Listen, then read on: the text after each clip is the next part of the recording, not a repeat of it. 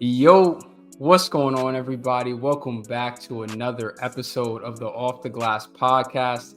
Today, we have got episode number 39 for you all, and we are going to be giving you our first power rankings of the season, as well as going through and giving you all our mid-season NFL award picks. We pulled up our preseason picks. So it's gonna be fun to compare what we thought before the season started. Now that we are a little way over halfway through the NFL season. So excited to get into all that, giving y'all a nice little mixed episode today. You got the NBA, you got the NFL. What more could you want out of an NFL and NBA podcast? But before we get into that, we're going to get the housekeeping out of the way as always. If you are on YouTube, be sure to like, comment, subscribe to the channel. Go over to our audio platform, Spotify, Apple Music. Go ahead and pre-download and follow the show. Leave us a 5-star rating. Helps us out a ton. And then follow the socials that you see there at the bottom, at Off the Glass Pod on Instagram and at Off the Glass Podcast on TikTok. Before we jump into what we're going to start out the show with, which is going through some of the hot topics around the association, going through what the biggest news is around the league. Because there's a couple of teams that I definitely want to talk about and some storylines, because some teams have been looking real fraudulent since certain trade was made. And I know it's a small sample size, but the sample that we got don't look great. So we gotta get into that for sure. And a couple of teams that have been hot, been real hot to start the season. So I want to get into all that. But before we do, how we doing today, Dame? How we feeling? You might mute it.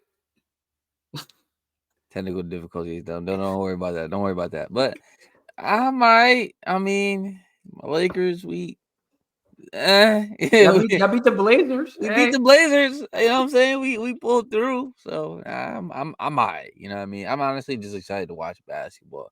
My Lakers have been slightly disappointing, but besides that though, like I'm just happy to watch basketball. So I'm doing good. Hey, fingers crossed, bro. Cam Reddish, 2 games in a row. I'm seeing the shooting coming together. The defense been there this year. So you know what I'm saying? Bando coming back. We might turn it around. Oh, Austin Reed starting to play a little bit better. That was the one guy I had faith that we was gonna pick it. He was gonna pick it up a little bit. So let me stop before I start rambling about the Lakers. But I'm all right, man. I'm all right. We'll definitely give them time on some of the later episodes, but want to go through. I got a couple teams here that I definitely want to talk about before we get into our power rankings. The first one here, you can see on the bullet points there on the top right, if you're watching on YouTube, is the Clippers. They made the James Harden trade. We gave our full reactions last week in that episode. And since then, they have played 4 games with James Harden and are 0-4. And are not losses against good teams either. Losses to the Knicks, losses to the Nets, a loss against the Mavericks where they could not stop a nosebleed. Luka had 44 points in what it was like 30 minutes, something like that, something crazy. Yeah, 44 points in 32 minutes. He only missed 4 shots the whole game. And then what really sealed it and made me want to talk about it today, because, again, like I said, it's a small sample size. It's 4 games. I understand that this is not what it's going to look like all year. They lost to the Grizzlies. That's sick. Unacceptable, bro. Like, that's sick. This Grizzlies team, their only win on the year has come against the Trailblazers. I mean, they lost to the Wizards. Like, this Grizzlies team has looked like I have an argument to be the worst team in basketball right now. Mm-hmm. Not even like record-wise aside, like record-wise they are in bottom 3 across the league. But even just on the court play, they just do not look like a great team. They're battling injuries on top of the Ja Morant suspension. It's a tough situation out there in Memphis. But despite all of that, they go out and Desmond Bane puts up 27 points. And the Clippers put up a very funky looking box score, which has kind of been the MO for them this entire time that James Harden has been there, where you have no one really putting up enough points out of any of the stars that you now have on this roster. And they end up losing by 4 to this Grizzlies team. So I want to flip it over to you and just ask you, what do you think the issue is here? Because I think it goes back to a lot of what we talked about after the trade reaction, which was how does Harden now fit with all of these other superstars, and how does his game have to adjust? And so far early on, it does not feel like he's adjusted all that well, or even that the people there, Paul George, Kawhi, Russ, have not made any adjustments towards his style of play. Yeah. Yeah, that's the main thing, man. I just feel like fit wise, like we talked about it, right? The starting lineup with what Harden, Westbrook, Paul George, Kawhi, Zubac. Right there already, you can just see that. All right, cool. Obviously, there's only one basketball. Someone's gonna have to be off the ball. We talked about it already. Kawhi's gonna get his because he's the best player on the team. He's Kawhi. Paul George is still gonna get his looks, even though it's still been like uncomfortable, all of them on the court. But Russ or James Harden is gonna be off the ball. Both of them are not good off the ball. Like we were talking about it before we hit record. Like there was a clip of James Harden catching catching a pass wide open in the corner instead of just catch shoot. This man catches the ball, does a step back dribble and gets your shot blocked. Like he's just not comfortable off the ball. He's not comfortable in that like catch and shoot role because that's never really been him. He's always been ball dominant, always been creating for others or himself. So like to him, that's foreign to him. Westbrook, we know how he is off the ball. It's just like he's just not as effective. So that's really the main problem. They like a lot of times when you watch them play, they look lost. Like they look like they don't know what they're doing out there. Like James Harden, I remember there was another clip of him. He has some of the worst clips right now. No, Like he does. he's It's had some of the bad. worst clips right now. Like there's a clip of him like cutting and like stop looking for the ball, and the pass just went to the defense. Like it's been pretty bad. So I feel like that's been the main thing offensively. Like you said, defensively, bro, they can't really guard nobody. That's the thing. Like they can't really guard because if you think about it, right, you got a backcourt of Westbrook and Harden. Westbrook is not a good defender. He just sometimes hustles and like can make up for it a little bit. Mhm. Harden's never been a great defender. At this point, Kawhi and Paul George are like obviously still good, but they're not like the elite two-way stoppers Right. that that they were like thought out to be when they first like got together. Right. So defensively, the lineup isn't great.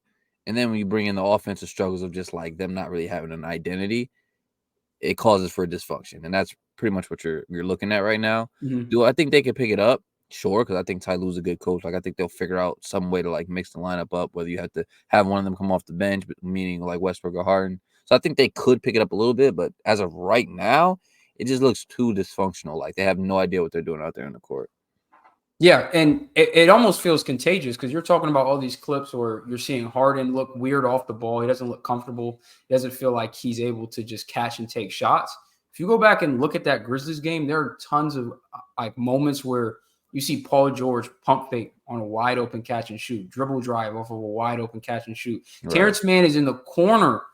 That's what he That's what he he does. That's what he he does. played Rudy Gobert off the court by doing this, and he's catching it open, like not even just like NBA open. This is JV high school open. You shoot that 10 times out of 10, and he's hesitating. It just feels like there's to your point, like an uncomfortableness about all of them on the court. It feels like none of them know how to fit in, which was our initial fear for this fit, was just that you're gonna have to force all of these stars to play a little bit differently. And it feels like because of the way Harden plays, you have to basically tweak how you play to him.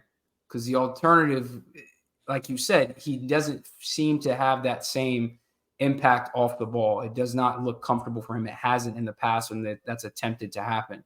Um, so you're leaving it in a position where Paul George, who had such a great start to the season, those first 3 or 4 games, does not look the same way. Kawhi doesn't look the same way. They both have had weird quotes, talking like role players almost, like the shots will come to them, like they're not Kawhi and Paul Right. George, and they should be. They should have the shots, like they should be able to get the ball and get their shots.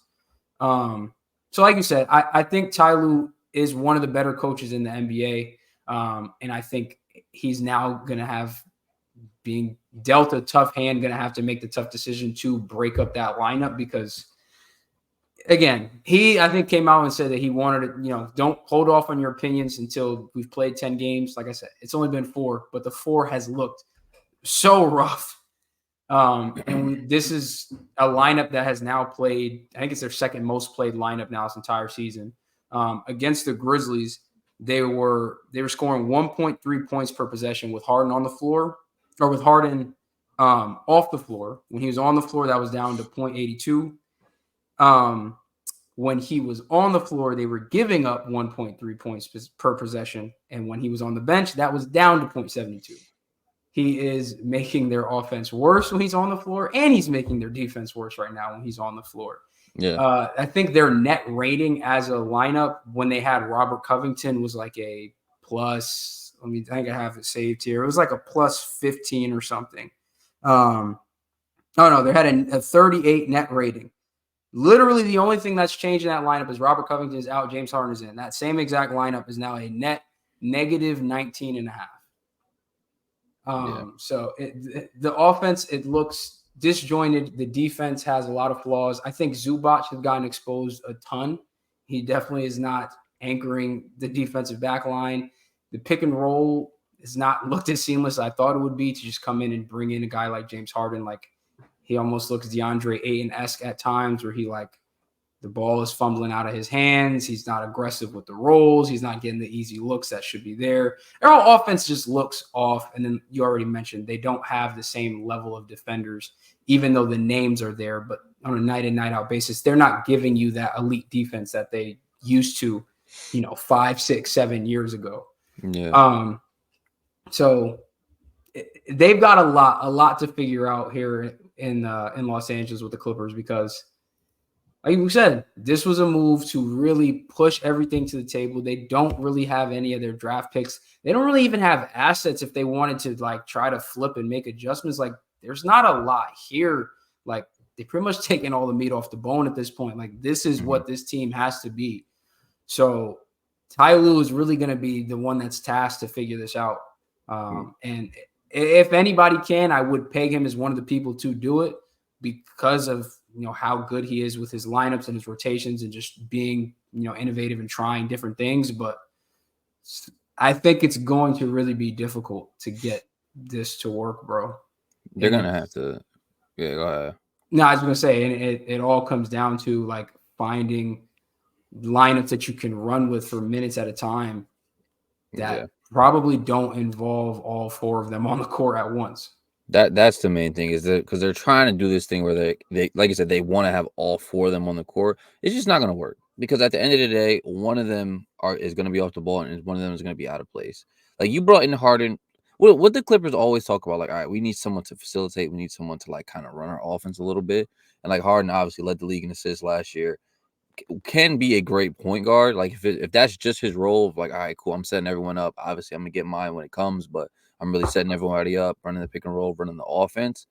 Then it'd be like that's the reason why initially before the trade happened, it was like, all right, yeah, I like the idea of it, but then that means you're kind of even if he comes in and he just strictly runs that role, that means Westbrook is sacrificing. That means you're losing the best part of Westbrook. So like he has to completely go, and that's losing a part of your team. And that, along with that, like the no defense that you guys are running or that you guys have on the team, it's really just tough. It's really tough. So I feel like even if you switch up the lineup and you end up having, let's say, Russ come off the bench, Harden actually gets into that just point guard facilitating role, setting people up. The offense looks better.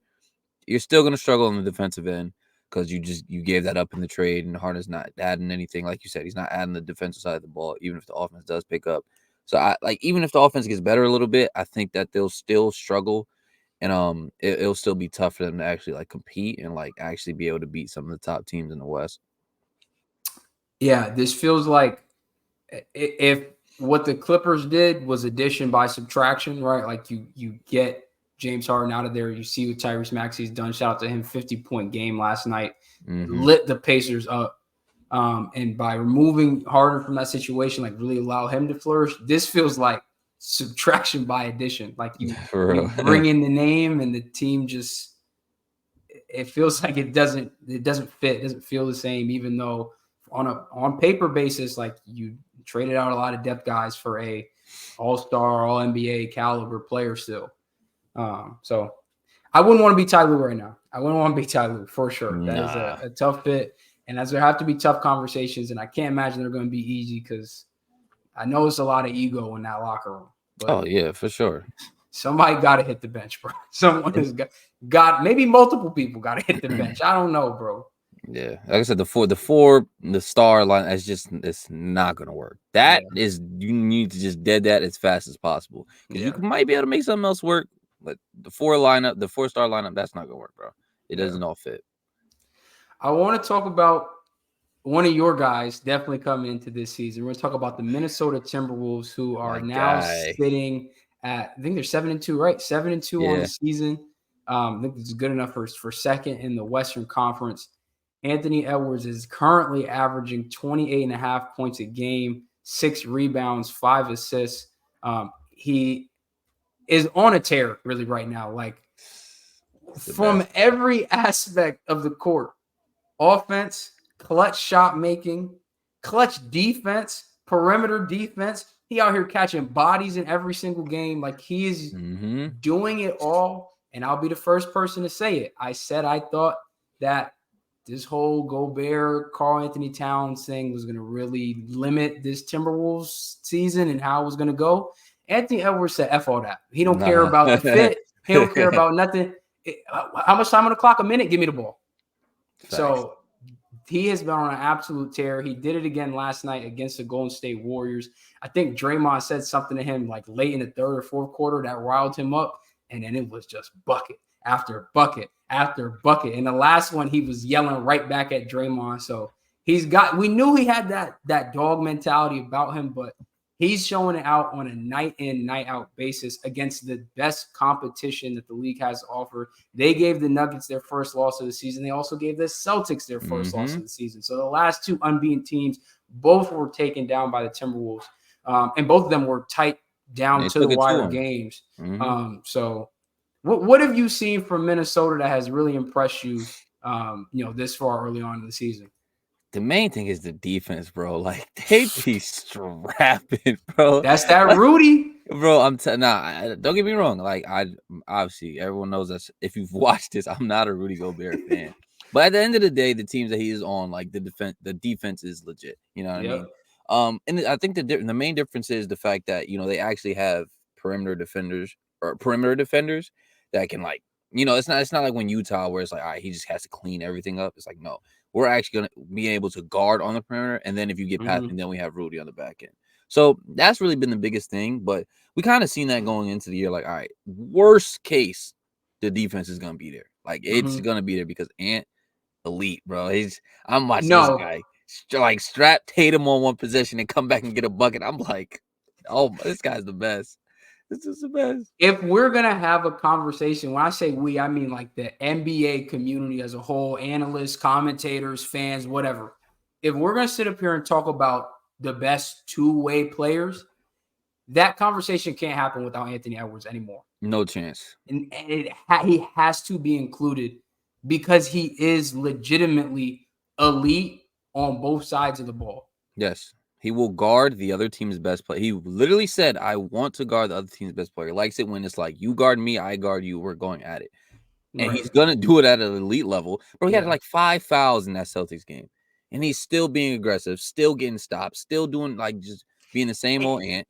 What also is crazy to me is it's not even like he's being like, oh, he's an elite help defender. It's like, no, No. these are I'm on an island. This is an isolation. I know what you want. I'm gonna beat you to you. I see what you're trying to do. Jason Tatum is trying to cross in his left.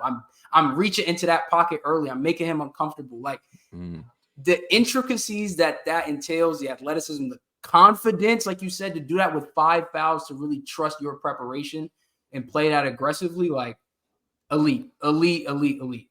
100%, bro. And I love watching good defense. It's so fun to watch, but especially when it's star on star. That's the main thing that gets me because it's like a lot of times, like a lot of stars is just like, all right, cool. I'm gonna do my thing on the offensive end. On the defense, I'll get the third best player. Like maybe later in the game, I might switch on for a couple possessions. But like, nah, Ant's like, bro, no, I'm guarding you. Like we're gonna go at it. I'm gonna guard you. And then if I'm not guarding you, it's Jaden McDaniels guarding you. And then it's like, Yeah, damn, I'm in prison. Like it's right. just tough, bro. They just got a lot of like length, pause, a lot of athleticism. So that's the main thing that sticks out. I still feel like though Cat at times is still out of place. He Um, definitely is. I still feel like they'd benefit more if they. I mean, I can't really say move off him because I don't really know what his value is still. Like, I don't know what you really could get for him. minimally you think you got to be able to get like, I'm talking at worst like 2 first-round picks, bro. This is Carl Anthony Towns. This is we're just talking about how out of place he looks. He doesn't look comfortable in the offense. Defense is like still a funky fit for him. He's still putting up 20 a night That's true. I mean, he said, how old is on like Cat? he can't be that old. He got to be what, 'Cause I know he's 27, not. I'm about to say 27. because I know he's not young, but he's not old. So I Right. mean, he might be able to get a little bit something back for him because I just feel like he's the. If I had to say one part of it that still has me like, I don't know. It's really that. It's really the fact that like he still is kind of out of place. But like you said, they just said, bro, I don't care about the fit, bro. We're just gonna go out there. We're gonna hoop, and then push come to shove, like you said, late fourth quarter, give me the ball, and I'm gonna take us home because that's what Mm-hmm. happens. Like they've had impressive wins. Like I said, beat the Nuggets, give them their first loss, Yep. gave the Celtics their first loss. Two really good teams. So no, they're legit, bro. They are definitely legit. And Ant is here. We talked about it with the breakout players in the offseason. Ant is here, bro. Right. Combo, who runs another NBA podcast, shout out to him. He tweeted earlier. He asked, "Who's the Timberwolves' best big?" And I replied to him and I said, "If we're talking specifically, like looking at this from the Timberwolves' perspective, with this roster, with this team, like right now, you have to say Rudy. Like the Mm-hmm. defensive impact, he's top 3 in the league in rebounds, which is what you always expected from him. Elite defense, elite rebounding. That is what you're getting at the highest levels. Like some of the best rim protection that generationally we've ever seen. At the same time, like we mentioned, Cat doesn't, the puzzle piece doesn't seem to fit perfectly there. Right. If we're talking purely in a vacuum, just off of talent, I feel like consensusly, it might not be, I mean, I say consensus, but a lot of people are going to just say Cat because of the offensive talent is just so far beyond. Oh, And talent wise, even, yeah. right, even when he was the only center, it wasn't like it wasn't free. It wasn't like they were the worst defense Right. ever. And we just talked about they have perimeter defenders, around him and guys like Jaden McDaniels and Anthony Edwards now. Mike Conley's still, veteran, can play defense, point of attack. Like, I think that in a vacuum, you take Cat, but like if you're looking at this team as a roster, where it is right now, like you take Rudy and they're 7-2 despite that. And so it's like, do you think that they should try to go test the market, see what they can get for Karl Anthony Towns? Do you try to find a better fit there and maybe just recoup some draft capital that they lost Yeah. and making the Rudy Gobert trade? Like, what is the best course of action? Because at the same time, you kind of run the risk of like, yeah, it looks funky, but at the end of the day, if it ain't broke, why fix it? Which is kind of how they got into this position in the first place by making the Rudy Gobert trade. I mean, yeah. The thing is, I still feel like though, come playoff time, that problem is gonna arise a little bit more. Like when in the actual series, when people actually lock in and game plan against you and try to find your weaknesses, Mm-hmm. I still feel like that's gonna show up. So you could like be a little proactive and then move off from like obviously like this season before you get to that point. But I do agree, you do run the risk of like, bro, it's working right now. You don't know if you really want to shake stuff up. Like you never truly know, bro. There's people like we even said like with the Harden trade before it happened, like, oh yeah, that could be a good trade. That's solid for the Clippers. Now look at it, like it looks terrible. So you never, as much as you think fits and how things would work out, you never truly know until that person gets on the other team, you get the pieces back. But I think it's a risk I'd be willing to look at because I feel like come playoff time, that problem is definitely going to show up a little bit, and then at that point it's too late. You know what I mean? So it's something to consider. I'd say that. Yeah, because that's been like a hot topic of discussion around like NBA Twitter recently. Is if like a lot of people feel like he is if like the next star that's going to get moved, as it Mm-hmm. feels like it's almost inevitable at this point in a lot of people's eyes that it's going to be Cat. And I don't know, like you said, I don't know. I would be hesitant just because we saw what happened when they felt like they made an unnecessary trade and getting Rudy Gobert, and Yeah. that kind of put them in this position. And look, if they're in a spot right now where, like we just said, Ant is like, it don't matter, he's just going to play above that. I don't know if I want to touch that right now. Like, I it I looks good. I definitely hear what you're saying. I think it's the only reason why I think it's a little bit different is because you're trading away someone rather than trading for a big name, giving up Mhm. all these picks. But at the end of the day, yeah, I would have to see what the return would be first. So before, like, you make a judgment, but completely understand what you're saying. Like, you never know. They can make the trade, and then the Timberwolves could get significantly worse. Like, you really never know. It's very true. We're gonna keep it out west. One more team that I want to talk about. A team that has surprised a lot of people, myself included. I didn't think that they were going to come out definitely not like this early. Sitting at 6-3 on the season is the Houston Rockets, who just beat the defending champion Denver Nuggets last night to give them their second loss of the season. And they're on this is a 6-game start season 0-3 and have not lost since then. And these are not terrible teams. Like, they play the Hornets, they beat the Hornets once, they beat the Kings twice, then they 30-piece the Lakers, they beat the Pelicans by 3, now they beat the Nuggets by 3. So it's like you can't even make the argument that they just were beating up on bad competition. There are good teams in there. The defending champs are in there. And look, this team is playing defense.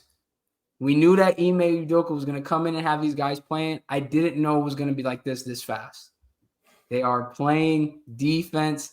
Dylan Brooks, the shooting.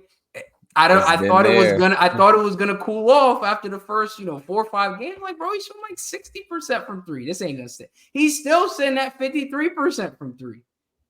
Can he hover above 40? Like, this is crazy to think of. Like, this is ridiculous, bro. This makes no sense, bro. I feel like we were the biggest Rockets guys all offseason. Even us were like, bro, what is this? I would not have imagined. Like, to me, it was like, this is going to be a team that's like, they got to push for the plan. Like, we talked about it with Noah. It was like, that's just where they're at in the rebuild. They had to go out. They had to spend the money. They had to bring guys in. Like, now's the time where you make that push.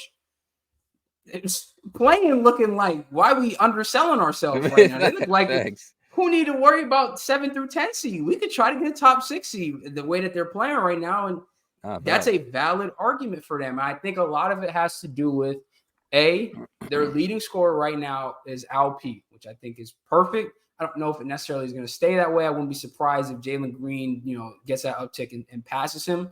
But what I do like to see, and what I've seen a lot more on this 6-game win streak versus that 3-game loss streak to start the season, is it feels like there are so many more possessions where he touches the ball. Like, it feels like, especially having a guy and a veteran like Fred out there running your one, understanding that Ime knows, I think most fans know, I even just Rocket fans, NBA fans understand that Alperen Sengun is a legitimate hub, and he can be the hub for your offense. So good things happen if he's able to touch the ball in the post on possessions, and they are able to do a lot off of that in terms of working with spacing, in terms of backdoor cuts, in terms of him just being able to score out of the post. He's a very good post scorer. And like I said, credit to him as well on the defensive side of the ball, is holding his own a lot better than he did last year. There's a lot of possessions where, like I said, down the stretch, Jokic turns it on. They banging, and he ain't moving as much as I thought he was going to. He's holding his ground. He got a couple of turnovers off of him. So, look, Ime has these guys playing great. Dylan Brooks, the shooting volume is down and the percentages are up, which is, that was probably most of the complaint from Grizzlies fans, is like, we ain't saying you never got to shoot, but who gave you the green light to shoot 9 threes? Yeah, Right, 8 threes, 9 threes. Now he's only averaging a little over 3 a game. That feels more his speed. Let's keep that there. But look, and on top of this, Amen Thompson has been hurt for, I think, the last 5 or 6 games. Cam Whitmore is in the G right now. Like, there could be more coming later in the year. You know what I mean? Like, hey, this Rockets team, hey, shout out to y'all. This Houston team, I know it's been rough. The last couple of years, but y'all Rockets fans, y'all got a good one in Ime. Y'all doing it the right way. And I'm impressed, bro. I'm really impressed by what I see with them. 100%, man. It's like, they really just got more serious. That's what it was. They just got them more serious. And we talked about it before. Ime coming in there was going to be huge for them, because he was going to get those guys balled in on the defensive end or the defensive side of the ball. Not playing like an AAU team, like you said, playing through Sengun, playing through your best player, which is like what you should have been doing in the first place. but they were trying to lose anyway, so it really didn't matter. Now, Yeah. when you're in a position where like, well, we have no reason to lose, we're gonna come out here and try to win every game. They're just playing more serious, and it shows on the court because, like you said, they're beating good teams. Not like they're just beating up on bums. They look good.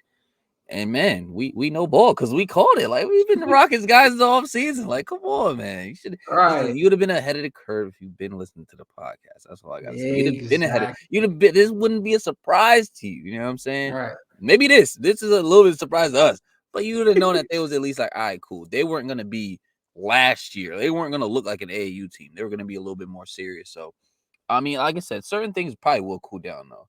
Like Dylan Brooks is not gonna shoot this well. 54% from three is crazy. It's not staying up there. But I do think, like, bro, he has a legitimate shot to shoot over 40% from three this year. If he Hey, keeps his volume in check, like I said, living around 3 to 4 threes a game, that feels good for him. He's reigning all defensive team player. He still plays elite defense. And if he's giving you 15, 16 a night on 40% from three with elite defense, that's an elite role player. this contract looked kind of good, bro. Yeah, Like, no, it looks great. That's an elite role. Like, cause like, what more can you ask out of like a role player? It's like, bro, anything out of that, we talking about this is like your third option, 20 a night. Like, bro, you know facts. what I'm saying? Like, Facts. And it's funny because I mean, honestly, he playing this way, he could say whatever he want to whoever he want at this point. And it's funny because we was like, yo, bro, what if he goes to the Rockets and he start hooping? This is really, and there that's we what go. happens, bro. That's what happens. And then it's even funnier how the Grizzlies are so bad. The Grizzlies in turn are so bad, bro. But what did they say? Oh yeah, we will not be Uh, bringing him back under under no any circumstances, under yeah. no circumstances. Now they like, please come back under any circumstance, please. Yo, nah, Yeah. this is funny, man. But yeah, no, shout out to the Rockets. They're doing their thing. It's good for them, though. Definitely good for them. Big time. Ime's doing big things in Houston. So shout out to them for sure. Last team I do want to touch on that. I know I said the Rockets are gonna be the last one, but we gotta touch on the Bucks just a little bit real quick. I'm cool with that. Um, Let's do it. what's going on? What's going on here, bro? I What's tell you what's what, going on in Milwaukee? they can't guard me and you. That's the problem, bro. They can't guard at all, bro. And you should have known when they said, "Yo, why am I blanking on Buddy's name on the Lakers? The shooter. Oh, why am I blanking on his name? The guy who Which there was like, one? he's gonna take on the toughest assignment every night. The one they signed that was on the Lakers last year. Beasley. There we go. I don't know why. Oh, Malik Beasley. Malik Oh, Beasley. I okay. don't know why I was I'm blanking thinking on on his the name. Lakers right now. Okay, No, okay. I don't know why I was blanking on his name. It was like, yeah, Malik Beasley's gonna take on the toughest assignment every night. Bro, Okay. he's Okay. did you see the clip where he's Yes. guarding Tyrese? Yo, Yes. the screen right, ain't nobody coming. Screen right here, screen right here. Facts. It's blue past. But he like he's controlling die, bro. Like he just didn't move. I'm like, bro, what are you doing? But as soon as they seen that though, that should have been a cause of concern because I watched Malik Beasley last year. I'm like, he's gonna take on your their best player. Good luck. But I'd say that was the biggest concern coming into the season though. Was like, yo, who's guarding on the perimeter? They got rid of Drew. Was it Middleton's not a great defender, but whatever. He's definitely not the defender he used to be since the injuries. It's not there the Exactly. same way. Exactly. So it's like, who do you really have that can guard on the perimeter? Like, yeah, on the back end, you guys still have Brooke, you still have Giannis as a weak side, like help defender, but on I the thought perimeter, that would be enough. I really did. I I was did like, too. Yeah, at the end of the day, the Dame Giannis pick and roll I thought was going to be super lethal. That pick and roll has not been utilized.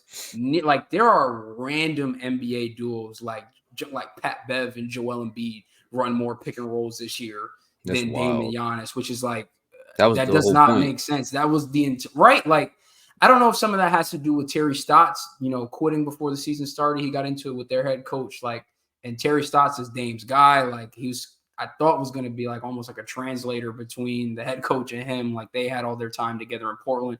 I don't know if that has to play a part in it, but the offense in terms of what they are looking to get to in sets doesn't look the same. And the biggest thing I think you pointed out, bro, the point of attack defense, bad, bro, to the point where like it's negating insane performances. There is no world where Giannis should be able to put up 54 and 12 and lose. Like, that's crazy that you lose a game when somebody's putting up 54 points. First week of the season, we talking about how the heck Zach LaVine put up 51 and lost to the Pistons. Right. We got to keep the same energy. You put up 54. Obviously, the Pacers are not the Pistons, but either way, 54-point performance in a loss, he's got to get help on either side of the ball, really, because in this game, Lillard wasn't playing. Middleton was the next closest guy with 19, 13 from Malik Beasley on not great efficiency from the field. Like, the point of attack defense has to get better, and I don't know what that adjustment is. Like, Pat Connaughton isn't that guy. It's never been his role. He's also been a guy that's usually been a corner player, really on both sides of the ball, more of a wing, never had to be up in actions to that extent like a guy like Drew Holiday was. But again, they kind of have a similar problem with like the Clippers, where like aside from the picks they just traded for, like they don't have a ton of stuff that they can just flip. This isn't a KOT4Q video. They can't just flip these assets like crazy. Like Thanks. This is kind of what they're gonna have to look like. So I don't know, bro. I don't know. It's gonna be interesting. Yeah, I just think it's a little bit tough because the roster's somewhat flawed as far as the defensive side of the ball, and it's low key when you can kind of think about it. It's kind of, I'm not gonna say like it was a huge flaw last year, but even when you really think about it, right? Drew Holiday was the perimeter defender, like he was the guy. When you got into the playoffs against the Heat, it's like Drew Holiday is a great perimeter defender. He was too small to guard Jimmy though, and it's like besides Drew, you have no answer, and that's why Jimmy was going off on y'all because y'all really have no other option. And then now you get rid of Drew. Now it's like you really have nobody. So it's like you can't guard a parked car. So then if your offense, if you're just not out here, just lighting the world on fire, outscoring everybody, you're probably gonna lose the game. No matter how good of a player you got in Giannis, no matter how good of a duo you have in Giannis and Dame. And then if they're not like you said, not running the pick and rolls, not playing to the way we thought they would play. Granted, it's still like early into the season. That's the reason why your record is what it is and why you haven't looked as great. But I mean, I like the only reason why when we were talking about like Bucks versus Celtics, like who do you have? Like we kept saying like, bro, it's Giannis and Dame. Like we just kept saying that. So like at the end of the day, like if I'm a Bucks fan, I'm still banking on like, bro, we have the second best player in the world. Some people could argue first, you'd be wrong, but like still, and Damian Lillard, who's a top 75 player. You could just figure it out at the end of the day, but it's gonna be tough moving forward, and you're definitely gonna have to see some sort of change. I don't know what it would be, but it has to be something. Someone on this bench is going to have to step up in a meaningful way. I kind of had an inkling like it would be Marjon Beauchamp. Like he's got the size, pause, with 6'7", like 200 pounds, like lengthy forward. He's known for being athletic defense, fast guy, playing pace transition. Like I kind of thought it might have been him. I don't know if that's necessarily the answer right now, but like someone has got to step up. Like even with Dame there, like you said, the point of attack thing was an issue last season. It didn't really get addressed this year, and that is only going to be worse when you get into tighter games. Like when it comes down to slower pace, especially when you get to the playoff, like the game slows down. It becomes so much more of a half-court game than it is typically. And you need to have good point of attack defense or you're going to get torched. So, like I said, I think they'll figure the offense out. They better between the two of them. But defensively, real question marks in Milwaukee. Big time. With that, though, let's get into our early season power rankings. This is going to be part one. I don't know how often we're going to do these, but I'm going to keep a running tab of what our power rankings are so we can see how they fluctuate throughout the year. So this is going to be our first edition power rankings 1.0. We're just doing top five with maybe an honorable mention or two because I low-key got two because it was tough to cut it to five. But you want to start with if you have an honorable mention team? I don't. I didn't honestly. Oh, okay, I'll throw mine out real quick.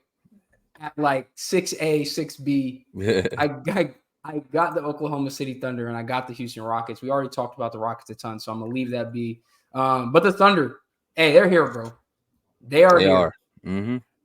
Big win against the Suns last night. Where I still think no Bradley Beal right in this one, but I think it was KD. Or not, no Bradley Beal, no Devin Booker. No Booker, yeah. We got Beal, we got Kevin Durant. They can't guard. They can't guard Shea. Who can guard Shea, bro? Nobody can guard Shea. Shea got 35. Jalen Williams got 31. Chet out here with the elite defense, still giving you 18, 6, and 4 with 2 blocks, with all the unicorn-like stuff that you'd like to see from him. Josh Giddey with a double-double, 10 points, 10 assists, 6 rebounds. Lou Dort bringing the defensive intensity like he always does. Like, this is what we were hoping to see from this team after all these years of tanking, and you shut Shea down after like February so that you can get a good lottery pick, and they're just trading for picks and trading for picks. This is the end result, and like it's finally culminating. It feels like they are arriving like before our eyes. So shout out to them. They got some big wins on the season. They look good. They're a fun team to watch. If they're not one of your league pass teams, they should be for sure. I love watching OKC. That's like, that might be like, I don't know. Do they keep track of like your most watched teams or something They like that? should. They really should. They would Be be, cool they'd look. need Like number 2. if besides the League Lakers. Pass did like an end of the year rap like Spotify or Apple Music, Facts. dude, that would be fire. That would be so hard. But they would, for me, they'd be number 2 behind the Lakers. Like, I watch Yeah. them all the time. I love watching the OKC. But if I had an honorable mention, that's what it would have been. I couldn't really think of no one else. But yeah, I mean, for me, number 5, it's tough because I was flipping between this one and number 4. Is the Mavericks. I have the Mavericks number 5 just because, listen, Luka finally came into the season the way he should come into the season, in shape, like hooping, playing like a top 5 player that we know he is, like that, and along with the fact that, you know, they actually have pieces around him that fit better, can cover up some of the weaknesses that they've had for, I feels like, forever. Especially last year when they missed the whole play-in, which was still crazy. But we we see what it looks like when you have Luka playing at his best. You still have Kyrie there, and then you have an actual competent roster around you. Then you have a really good team. Like, they're being able to score with pretty much anybody in the league at any point. Luka is, like you said, on pretty much a lot of nights, he is the best player on the floor, and it's not even close. That, along with having a good team around you, this team is for sure a top 5 team right now. Record says it too. I'll share my reasons as to why I have the other team ahead of them, but for now, I'll put them number 5. I've got them at 5 as well for basically all the same reasons that you said, bro. Luka, if the season ended right now, today would be the MVP. I think, I don't know if it's necessarily runaway. To me, he'd be the MVP. He's playing out of his mind. Like, bro, he's averaging almost 33, 8.5 rebounds, 8.5 assists. Like, that is crazy. Kyrie has had a couple of master classes already this year, and it feels like, I don't want to necessarily say that he's more comfortable off the ball, but that fit looks better. And I don't know if it's partially just like you said, because of the additions that they've made. Like, the team as a whole just feels better. Last night, I can't remember who they were playing off the top of my head. I'll look really quick. The Pelicans. It was a close game in like the third quarter. And then I look up, Luka hit a step back 3. And then I look down for a second. I hear the announcer, Tim Hardaway 3, Tim Hardaway 3, Kyrie 3, Luka. And it hit like 7 threes in a row. It was just like, bro, an avalanche. And that's what we knew this team could do with the pieces that they had last year. But I'm surprised that more people weren't higher on the Mavericks. I think a lot of people were not that moved by the Grant Williams signing or them bringing in guys like Derrick Jones Jr., drafting Derek Lively. Like, I feel like a lot of people were like, it's still going to be the same team. I think both of us were on the track like that did a lot of addressing what their needs were. And so I'm seeing people take victory laps for the Mavericks being this good early. I don't know if I need to jump on that bandwagon. Right. But no, they are my 5 team for the same reasons. 8-2 on the season, playing phenomenal basketball. They haven't played the toughest schedule, but look, at the end of the day, they ain't make the schedule. That's facts. So definitely shout out to them, and shout out to Luka. Came into the season the right way. And he's showing why he is one of the best young players. Not young player, one of the best players. He's one of the best players in the association. Who you got at your 4 spot? 4, I have the Timberwolves. Okay. I have the Timberwolves at 4. And the reason why I do have them ahead of the Mavs is because of what we talked about before. The key wins, the big wins, like first L to the Nuggets, giving the first L to the Celtics, like that was huge for me. So that's the reason why I have them number 4. I'm not gonna go too in depth about it. We've pretty much talked about it a lot in this episode already. Ant's playing well. Jaden McDaniels is playing great. The defense is there. Rudy's playing great. Rebounding, defending. Cat is a little out of place, but like you said, still giving you 20 a night. Like, they're a solid team. They're playing great right now. They got some huge wins against some really good teams. So I got them number 4. Number 4 is actually where I have the Boston Celtics. Okay. And look, they still, to me, have one of, I'm not even actually going to say one of. I think they have the most versatile roster in the NBA in Yeah. terms of just being able to play so many different styles. If you want to play a fast-paced game, they can do that. If you want to slow it down in the half court, they can do that. They have some of the best isolation scorers. They have some of the best pick and pop players. They have a good pick and roll game. They can, like, we need to get scrappy. It needs to become a big defensive battle. We can do that too. Like, they have so many different ways that there's not just one recipe to put together for them to get a win. And that's, been on display, early on in the season. We've seen multiple different guys show out and have good games for them, which has been the MO for this team, like bringing in the pieces that they did, and guys like Drew, the kind of, and Kristaps, and like the breakout kind of Derek White in his role last year. Um, loving what I see from the Celtics is exactly what I was expecting from them. And like, if it happened right now today, 7-game series against the Bucks, Celtics clear like pretty Not even close easily. right now. Yeah. And like, maybe it's a little unfair. They've got more continuity across the board, but I mean, hey, bro, they've had Drew and Kristaps as long as Dame been with Giannis. So I don't know. Yeah. But yeah, they I have them in my 4 spot, and I think I have the Timberwolves flip flop with them, and a lot of that was really just because I saw what Ant did to Jason. Yeah. I don't know Listen, if I can put him behind for that. bro. And listen, honestly, my list is gonna sound like I'm gonna have to explain myself, but 3, I'll have the 76ers. And granted, it's gonna sound crazy.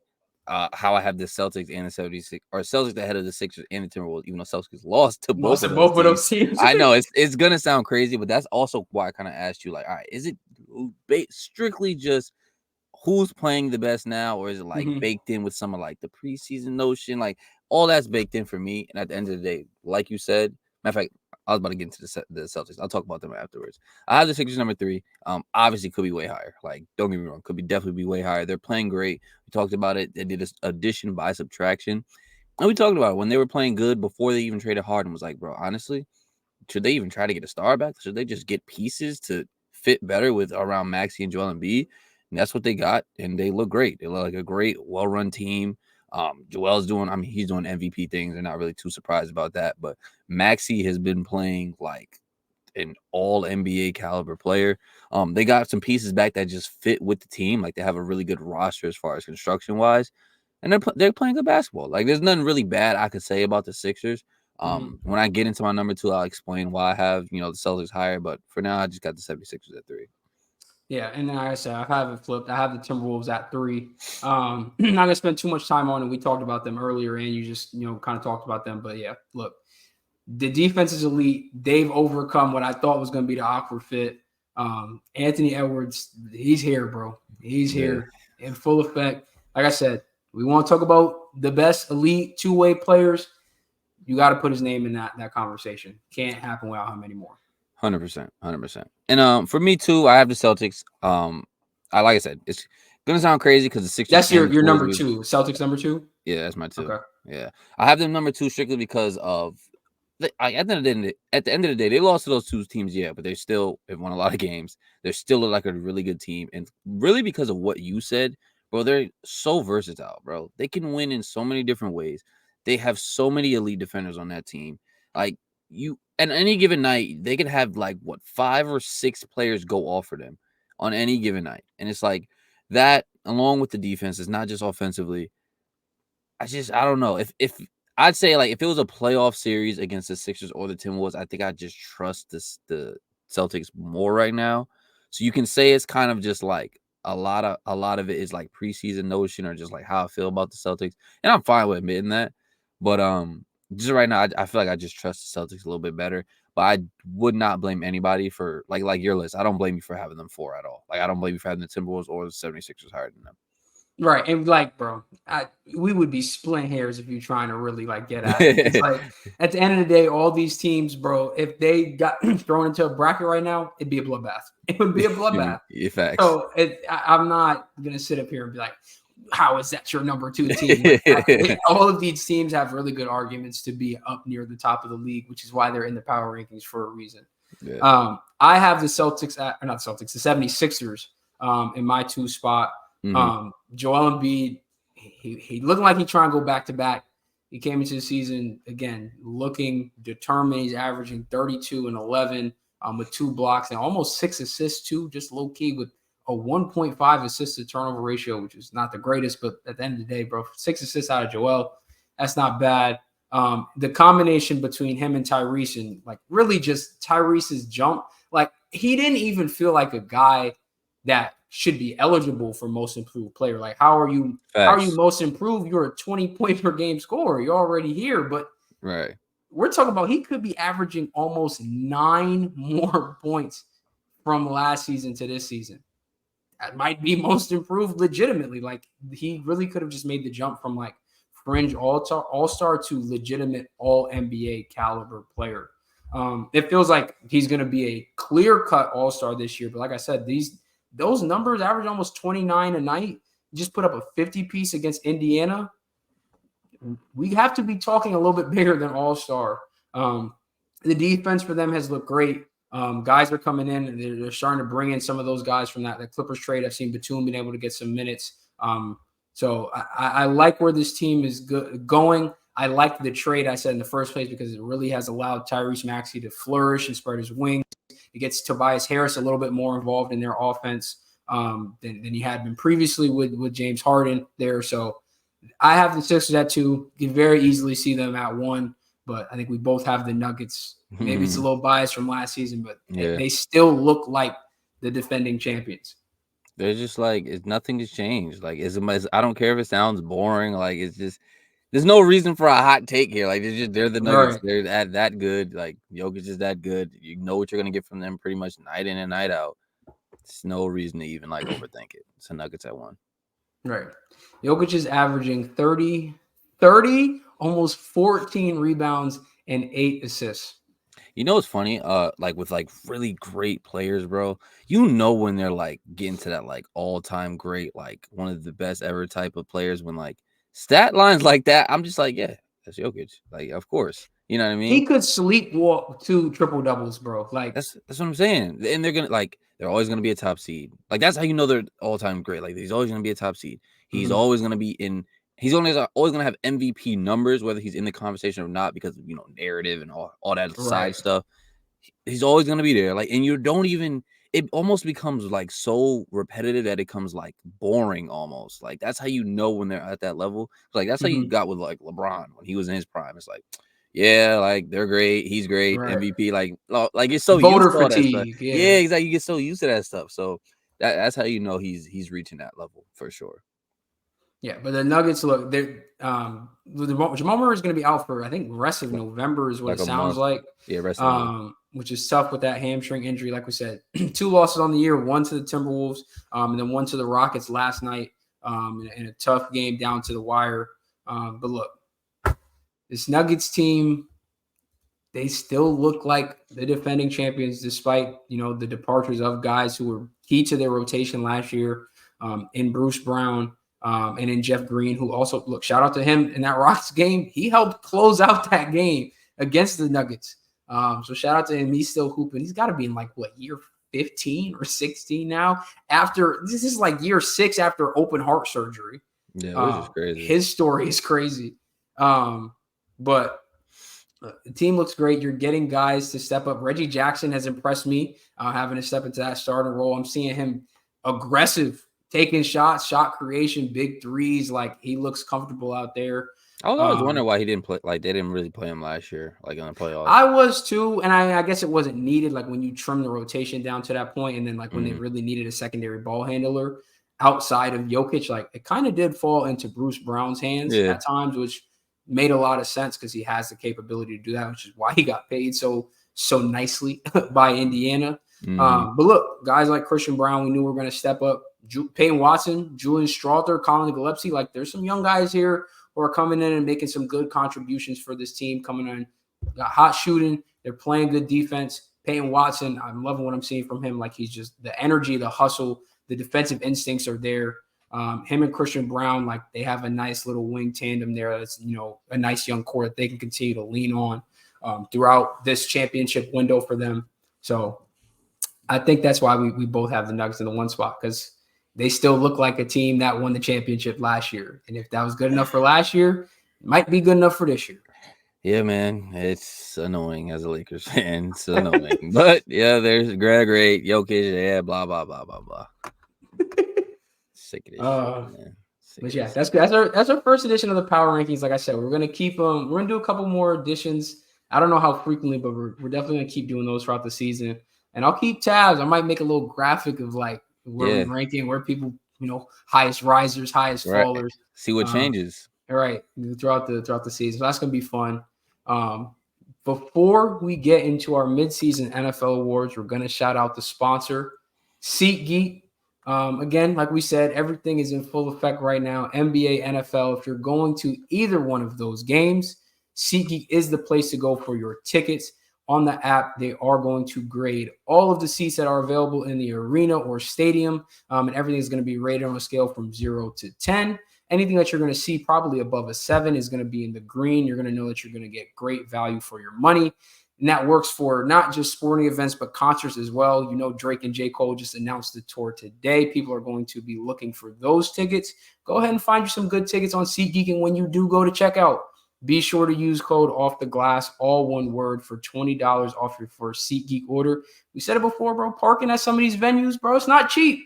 Go ahead and save you a little bit of money. Use code Off the Glass for $20 off your first SeatGeek order.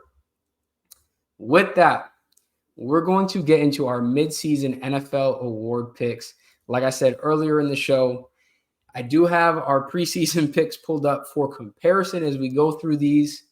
Some of them I'm sticking with some of mine. Some of them are like so far gone out the window. It's like, dang, I can't believe it felt that way. But Facts. it happens. That's what happens. You're never gonna be able to predict anything right in any sport. That's part of the game. That's why I don't do futures bets, bro. Because All right, you don't know what happens, bro. bro. And the odds don't be feeling like you feel like you got to put up like $300-$400 to get like meaningful bread out, and you have to wait the whole season. The So whole like, season, and right. anything can change. Like, nah, bro. I need the odds to be like something crazy for me to be able to bet futures, bro. Like, could you imagine you got somebody that's a front runner for MVP? It's like 4 games left in Carson Wentz season. Jalen Hurts Front last year. runner, right? Front runner for MVP. Get Hurts with like 5 games left. Yeah. Now you got to sit done. here. You sitting here looking at your $500 bet, and it's just waiting pending. And you know it's not gonna hit. Bro, it's the worst. Yeah, bro. that would piss me off. Facts. Let's get into it. Let's start with Coach of the Year. I'll go first since I know you started off the power rankings. My preseason pick for Coach of the Year was Dan Campbell, and I'm sticking with it. I think he still has a very fair case to win it. He's got that Detroit team playing phenomenally. I would run through a brick wall for Dan Campbell right now. They're sitting at 7-2 in sole possession of the NFC North, which, aside from the Vikings being on this crazy hot streak that they're on right now, would be a pretty clear runaway for them in the division. I don't really have faith that the Vikings can catch them, but either way, look, this Lions team is one of the best teams in the NFC. They're playing great. They're finding ways to win games. This offense looks explosive. The defense steps up when they need to. So I'm sticking with Dan Campbell as my Coach of the Year. Yeah, definitely a solid pick for sure. My Coach of the Year before the season was Doug Peterson with the Jacksonville Jaguars. And if I had to, like, season ended today, I think it also would be Dan Campbell. But I have hope for Doug Peterson. I think the Jags, I gotta really look at their schedule moving forward, but they're still, even with the loss, I think with 6-3. They're 6-3. I don't got hope for them, but they are 6-3. Yeah, they could.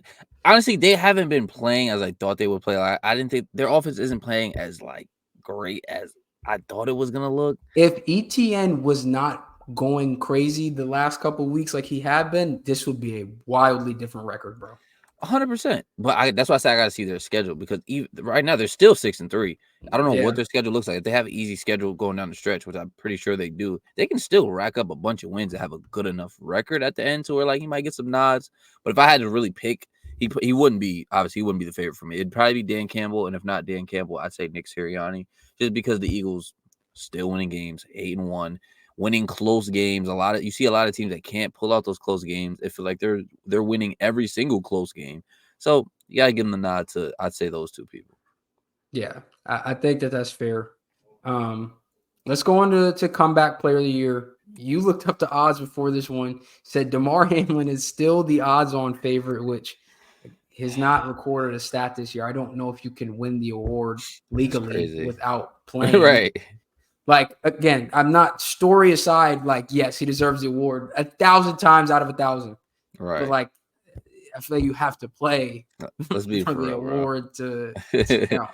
So again, I'm gonna ride with my preseason pick still, which is Russell Wilson. Like, the Broncos very sneakily, like, a little 2-game win streak. They beat the Chiefs, beat the Packers. About to play the Bills tonight on Monday Night Football, who we know the Bills have had an up and down season. It's in Buffalo. And man, mess around, win that one. The league got to be on notice at that point. They can't fly under the radar after that. And if they win that game, look, they're sitting at 4-6, right? Or no, 4-5. They'd be tied with the Chargers for third place, 1 game back of Vegas for second place, or half game back of Vegas for second place in the AFC West. It's not a bad spot. And Russ's numbers this year have been much improved from last season. He's sitting at 1,600 yards on 66% completion percentage, 16 touchdowns, 4 interceptions. I don't even know if he threw 16 touchdowns last year, to be honest with you. I don't He think he might not did. have. I don't think he did. Let me pull that up. 2022.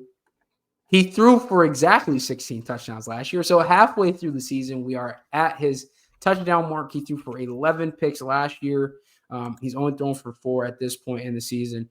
Over almost 6% higher in his completion percentage, and just around half of the yardage already from last year. So, and an uptick of, was this like 16 or 17 in quarterback rating.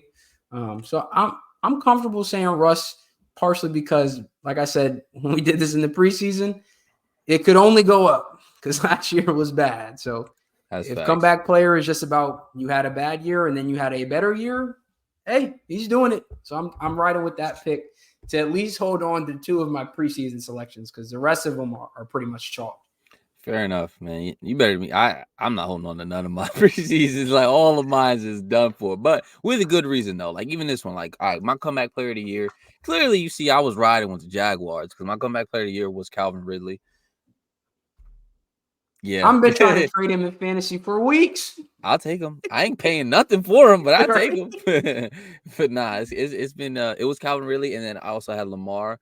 Um, but I feel like actually Lamar is kind of graduating to the MVP conversation. I know they lost this past weekend, but he's still in that conversation because no one actually running away with it. We'll get into that a little bit more. But for comeback player of the year, I actually have Tua because he was hurt a lot, especially down the stretch A last good year. So I choice, do yeah. have Tua. I believe he's third in the league in passing yards. He's first in passing touchdowns, and for I believe it's QBR, it's tough because they have all these like receivers that threw one touchdown or one pass and now they have a perfect QBR. But I think as far as eligible, like actual quarterbacks, he's Yeah. second behind Brock Purdy. So Mhm. he's playing well. Numbers are great. Obviously, they haven't really beat like those good teams. But as far as comeback player of the year, like I don't think that's gonna really hold no weight. Like that was more like a MVP conversation thing. Like if he was beating Right. those teams, he'd be in that MVP convo. But because he's not, I believe he'll have a good chance to win comeback player of the year.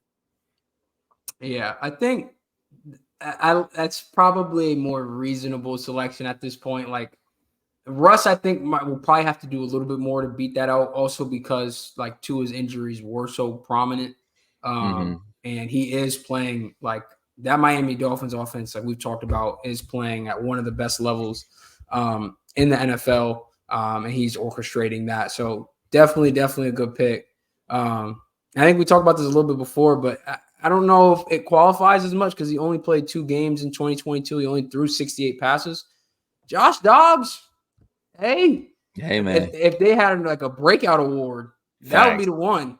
That would Facts. be the one, clearing away, clearing Bro, away. he looks good, bro. Like he looks like he don't. I'm a Steelers fan. We drafted Josh Dobbs. He didn't Mhm. look like this, bro. I'm telling you, I'm so happy for him though. Yeah. He seems legitimately like a good person, like a good Mhm. guy. So I'm happy for him. But like, bro, it's shocking me, bro. Like where did this come from? Did you see what he said about the day that he got traded in that interview? Nah, I don't think I've seen it. He talked to Jonathan Gannon like the day before, and he was like, "We're gonna start you." And then on Monday, he was like, in a press conference, Jonathan Gannon said they're gonna start. What's his name? Clayton Tune, the Yeah. rookie. They were Mm-hmm. like, "Because we're gearing up for Kyler," and he was like, "Oh, okay, so I guess I'm not starting." And then Jonathan Gannon told him, broke it down why they're, bringing in Clayton because they're about to whatever start Kyler, but they're going to keep Josh there. He's not going to get traded. And then his agent calls him that night and is like, "Hey, you might be moved." And he was like, "I don't know. They just told me they're not going to move me, but this is a business. I know how to go." And he said the next morning he got the call from his agent. He getting shipped back to Minnesota. And it was like they just like flat lied to his face twice. That's crazy, bro. How they could just do that, bro, and just don't feel no bad because all they gotta say that's a business. It's a Right. business. But as soon as a player start acting up or demanding trade outs, he a diva, he this, he that. You know what I Right. mean? Yeah. That's He's not a team player. right. Yeah, it's just so crazy, bro. Sick. So, Yeah. but shout out to Shut Josh up. Dobbs. Definitely, bro. Look, bro, these 2 games in Minnesota are crazy. Three passing touchdowns, no picks, 2 rushing touchdowns, 67% completion percentage, and 426 yards, and beat up on them Saints and Derek Carr. That's what I'm talking about. Listen, man, your hatred for Derek Carr is hilarious, bro. Don't get me It's wrong. I'm funny. starting to be on your side too, because when Big J-Bo came in there, a lot of it was getting the ball. So I might be with you, bro. It's funny because it's like if I'm being completely honest, Derek Carr is not a bad quarterback. There's a lot of quarterbacks that are worse than him. I just feel like not even the contract aside, just where people place him, that's a little too high for my liking. And I thought it was crazy for the Saints to be like, "Yeah, this is the contract we're gonna give him. This is the guy that's gonna come in and solve this." Because I was like, I don't know if you watched what I saw in Las Vegas last year, but that feels. I don't want to maybe disrespect him too much, but similar to what Vegas did and then brought in Jimmy G. Like, why are we just recycling QBs that we know are not the answer here? On that aspect, I agree with you because it's like, Right. bro, the whole like bringing in a mid-level guy was never made sense to me, bro. Either trade for a stud or draft a guy, bro. The Right. whole let's bring in a guy who's started for 8 years and always has been the 18th best quarterback. Stop it. Unless your team is really like, bro, this is a Super Bowl caliber roster. The Niners. Right. Unless that is the case, you need to be going in one direction. You Facts. cannot be, but like I said, I think in a lot of people's eyes, Derek Carr, that's not him. He's not no bridge quarterback. He's a franchise guy. He was a franchise guy with the Raiders. I'm not saying he's not necessarily a franchise quarterback. I just don't think he's in that tier that a lot of people put him in. Yeah. And hey, look, both Las Vegas and New Orleans could end up benching the guys that they brought in to take over those spots. Vegas already did it, and it don't look like Aiden O'Connell is going to be relinquishing that anytime soon. Because why would he? Like, and we may be trending towards that direction. I know a lot of Saints fans who would like to see Derek Carr on the bench at this point because of their offensive struggles, especially in the red zone. What I will say though, fantasy, bring on J-Bo. Like he's the GOAT, the greatest ever, especially as a Olave manager. Oh yeah. Real life though, if you think Derek Carr is not the guy, you want to see Jameis Winston in there, be prepared for some throws that have you like, huh, bro? Even the touchdown that he threw, bro, across the field, just said. And just threw it up. It worked, but like, bro, what are you doing, bro? Gunslinger, he let it go. And that's why, as a non-Saints fan, I love it because it's so fun to I watch. respect. He is not leaving any bullets in the chamber. He getting every shot off. I respect it. He gonna launch it, bro. What in doubt, bro? Olave down there somewhere. Somewhere. I love it, bro. That's too funny. Yeah. Big J-Bo. Let's get back to the war races before I could ramble about the Saints for a while. The next one we got is offensive rookie of the year. And I imagine this might be the most cut and dry award. Like It is. I don't even have a lot to say because I'm gonna save it for another award. Yeah. CJ Stroud. Yeah. And like I'm just going to, for those of y'all watching or listening, make sure y'all understand how ridiculous this stat line is. After 9 games for a rookie quarterback, He has 2,626 yards. You said that was that top Second. 3 in the NFL. Second in the Second. NFL. 15 touchdowns, 2 interceptions. He has a 101 quarterback rating. And don't get me wrong, though. The whole 2 interceptions is not like he's dinking and dunking. We said it like he's second in the league in passing yards, and he's, as far as qualified quarterbacks, third in yards per attempt. So he's slinging it. He's not dinking dunking. No. He's launching it. So The biggest thing every time I've watched him play this year live, went back and watched the all 22, he has the decision making that you would expect from a 7, 8, 9 year. Bro, there are experienced veteran quarterbacks that he right now today I would take over as a decision maker easily, bro. He just feels like he understands the risk reward for every single pass so much better. And still knows when it's time to hit the home run. Like it's like you said, it's not like he sacrifices that and he just becomes a check down merchant. Like, no, when he's got to throw the 40-yard pass on a rope, it's on a rope on time. Like, bro, this dude tie game against the Bengals, minute 30 left. I trusted him to come through, which is great. Like before anything, game I'm like, 9. And literally, and it was like right before he threw like his second mistake of the year. We threw a pretty bad pick, and I was like, he's gonna bounce back, and I think he will get them at least in field goal range. And he came through. Like, but he's not a rookie, bro. He's literally on pace for the best rookie quarterback season ever. Like, it's ridiculous. It's crazy, bro. It's crazy. And then also when you think about it, aside, like Nico Collins has been there. Tank Dell's a rookie. But like Noah Brown, who's come on as of late, Robert Woods, Dalton Schultz. These was like, I'm not throwaway is the wrong word, but like at least Noah Brown, Dalton Schultz, like Cowboys were like, that is kind of the right word. Right. Like y'all could walk, right? Like Robert Woods, vet, like he been tossed around. Like he making it happen. Facts. With guys that apparently these other teams didn't want. And Tank Dell's looking like an absolute stud. They're going to be a crazy dynamic duo. Between him and Nico and Tank Dell and Damian Pierce, I'm hoping, please, for dynasty fantasy purposes. But but at least between the three of them, bro, they have got something cooking in Houston. CJ Stroud is him. We'll get to that a little bit later. Who do you have for defensive rookie of the year? Mine is Jalen Carter. It's kind of a runaway. Like he's just been like my preseason was Will Anderson because I thought that Jalen Carter, with all the other defensive linemen that the Eagles have, with the other 12 all-pro defensive linemen, it seemed like they got that he was like, not saying that he wasn't going to be good, but it was just like, all right, he kind of had to find his way, he was going to be in the rotation, obviously, but it wasn't like he was going to have those standout numbers and really stand out because the defense as a whole was going to be so good, especially the defensive line. But he said, nah, bro, I don't care. Like, I'm the best one out of all of us, pretty much. So he's been amazing. I don't have the stats in front of me, but like obviously he's been great. Honestly, I haven't checked on Will Anderson's numbers for the most part, but he hasn't come on fully as of yet. They were even talking about it on the broadcast in that in the Bucks game that they played. So it's not every rookie comes on at the same rate. Right. But like you said, I had Jalen Carter there. I didn't remember. Jalen Carter was one of my picks for defensive rookie of the year. I had him or Joey Porter.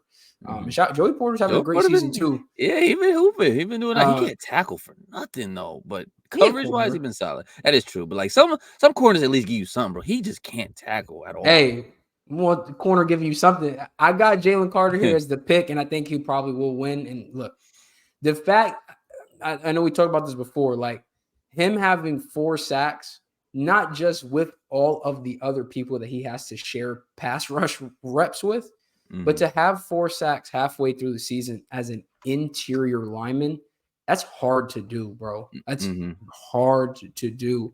Like they just one of the broadcasts were talking about how Quinn Williams has half a sack this year, and that's not really an indicative of how he's having a great season. He has the pressures, he has the hurries, he's being a run, like he's a menace up front.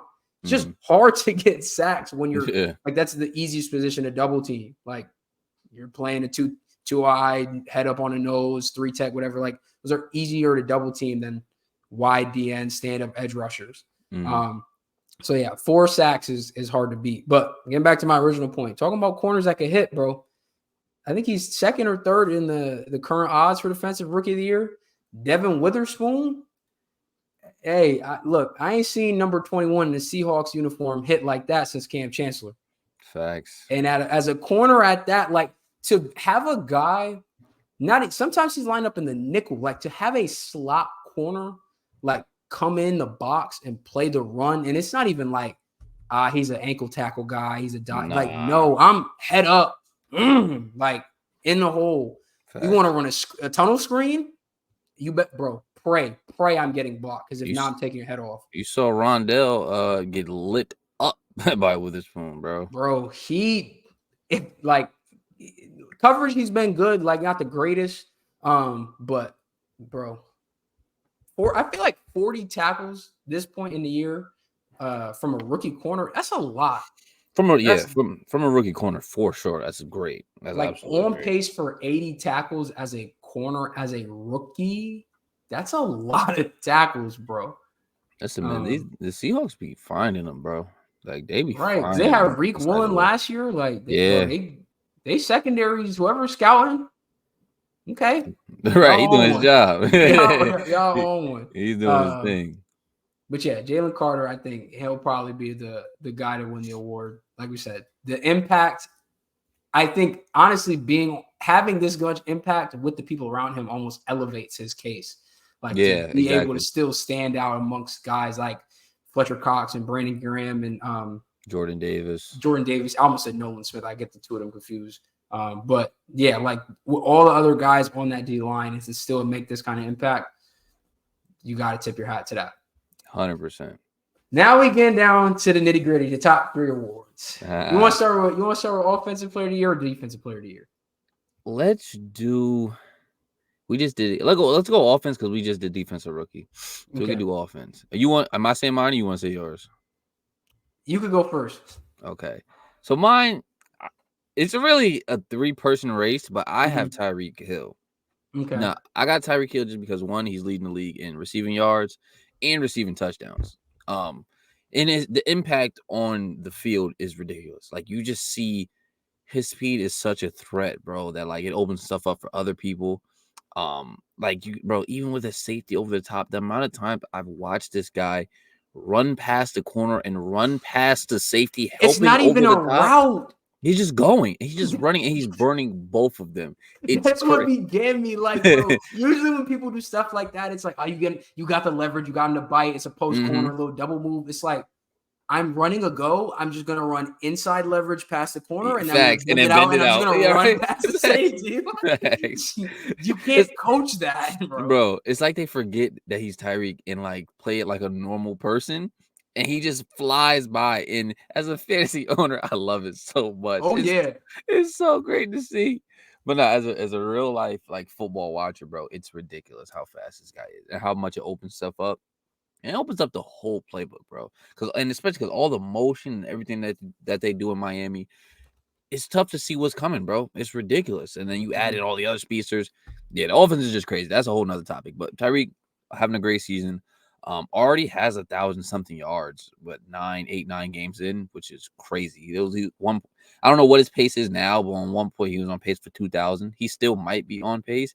I don't know. He had a couple so-so games recently, but he's been amazing, bro. And then in parentheses, I have CMC because what he does for that 49ers offense, the fact that he's able to stand out with so many stars around him and clearly be the best option there, clearly be like the best offensive player is huge. And then, of course, AJ Brown, like, there's nothing more I can say to that. Like, he's a man amongst boys, bro. He be bullying these corners. So, but my pick is Tyreek Hill. Yeah, that's definitely the 3-man race right now is Tyreek, CMC, and AJ. All 3 of them have very valid cases. Like, I really can't fault anybody. I think in a lot of people's eyes, AJ would probably be the furthest removed and, like, I guess understandable. But, I would not fault anybody for having either one of them as their pick. Personally, right now, I have CMC.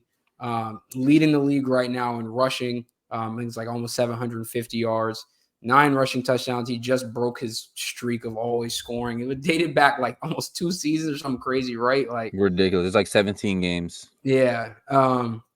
So basically almost a full NFL regular season spanning 2 seasons of getting a touchdown in every game. He was so consistent. That broke in a game where they did not need him to score at all Literally. against the Jaguars. But just the threat that he is on the ground and in the air, like we've known that from him for obviously since his time in Carolina, but it feels like Kyle Shanahan really like unlocked him to his full potential. And when this 49ers team is fully healthy, when you've got CMC out there with Ayuk, with Debo, with Kittle, there's just so much that goes on. And all of that is predicated off of the fact that CMC is so versatile that they can do so many different things with him. And there's so much that you have to worry about. You cannot just be concerned with him in the run game because he is such a good pass catcher. He could go out and run routes and beat your best corner on routes. Mm-hmm. Like, y'all know who his dad is? And you know he could run routes. So, like, just the versatility, how much his presence does for this team, and how much he showed. Like, I don't necessarily say shoulders the load because it is a collective effort team wide for this 49ers team. We spent a lot of time talking about how much talent they have on both sides of the ball. But really just his impact on the ground and in the air is a lot for me. But like I said, you cannot fault anybody for having Tyreek or AJ Brown in this slot because all of them are breaking records in this season. Like Tyreek is on pace. Him and AJ Brown, right, are like on pace to potentially both have 2,000 yards.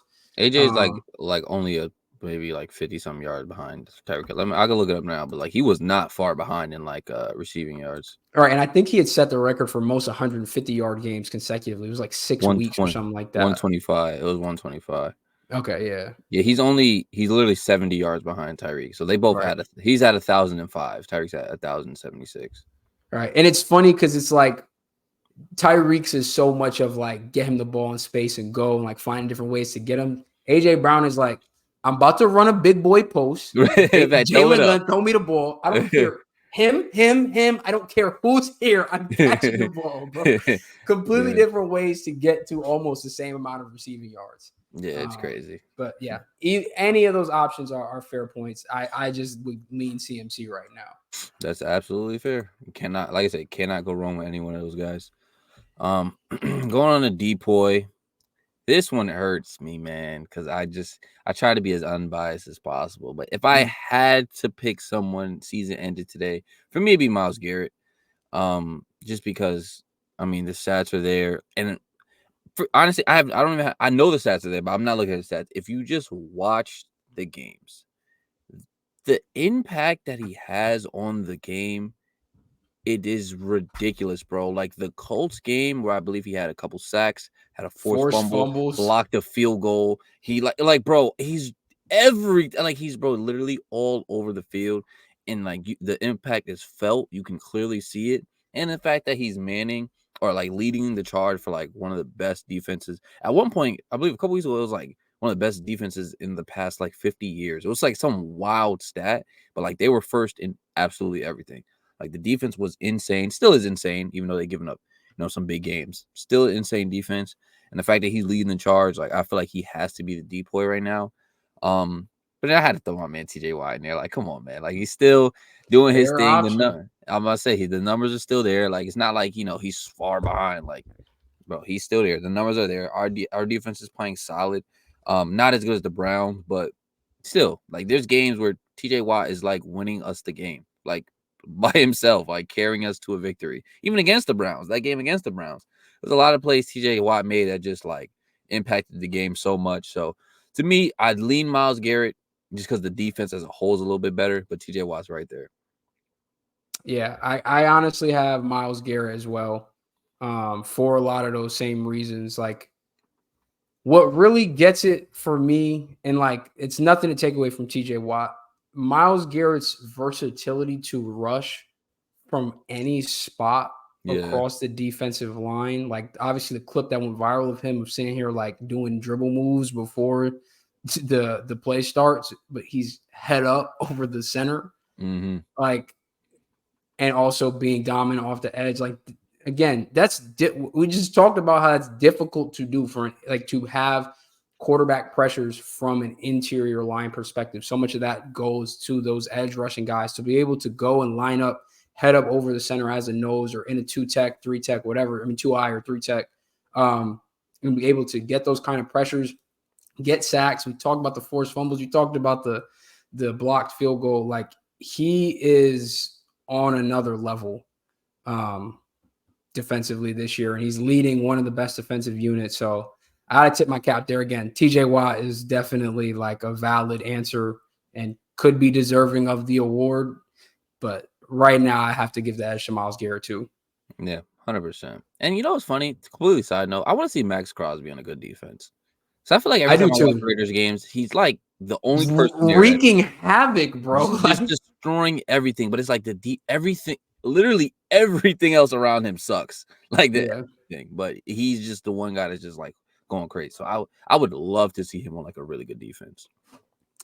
Yeah, he just be going crazy. Like, it really feels like he's in the backfield every play that I've watched, especially like on all the Raiders primetime games. Yeah. He's in the backfield. Everywhere. It feels like every single pass play, every drop back, he's pressuring. He's everywhere, all over the court, all over the field. So absolutely. So the big one, man. Mm-hmm. MVP. All right. For me personally, this honestly, when you really look at it, might be like one of the toughest ones because I don't think there's a clear There is cut no winner. clear cut. There is no clear cut. For me, if the season ended today and I had to pick one, knowing how they do the MVP award, for me it'd be Jalen Hurts. All right. The reason why it's Jalen Hurts because one, I don't even think his passing stats have been too crazy. Obviously, you know, he's rushing quarterback, so like you got to add in the rushing and the passing. Like rushing numbers, I'm pretty sure his rushing number is fine, especially touchdowns with the brotherly shove. Like I think he has like 7 touchdowns or something like that on the ground. But Crazy.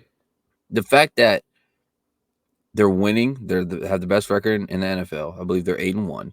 Mm-hmm. They've beaten really good teams. They've won a lot of close games, and when they win the close games, it's on the arm, I should say, of Jalen Hurts. Like he makes a lot of those big time throws late into the games, like the throws to AJ Brown, the throws to Devontae Smith. Like even in games where he's not playing the best, he will make up for it because he'll make one big throw at the end of a game, and it'll have you like, damn, that's a really good throw. So they're winning because of him. They're winning the close games because of him. He has made a little bit more as far as like mistakes wise this season, but again, it hasn't been hurting them so far this season. Besides the one Jets game, he's been playing great. Like I said, no one's really stuck out, and he has the best record. So that's why I just lean Jalen Hurts. Yeah, you really can't fault that. I have 2 guys here. I also have Jalen Hurts for all of the same reasons. A-1 record. He's been playing great on the air and the ground. And like, look, especially the last couple of weeks, like you definitely see that the knee has been bugging him. He hasn't had the and same playing kind hurt. Yes, that's another one. Yep. Right. Hasn't had the same kind of burst in the open field, but doesn't hurt the tush push. And those touchdowns do rack up. Like you said, 7 on the ground this year, on top of, I think, 15 or 16 in the air.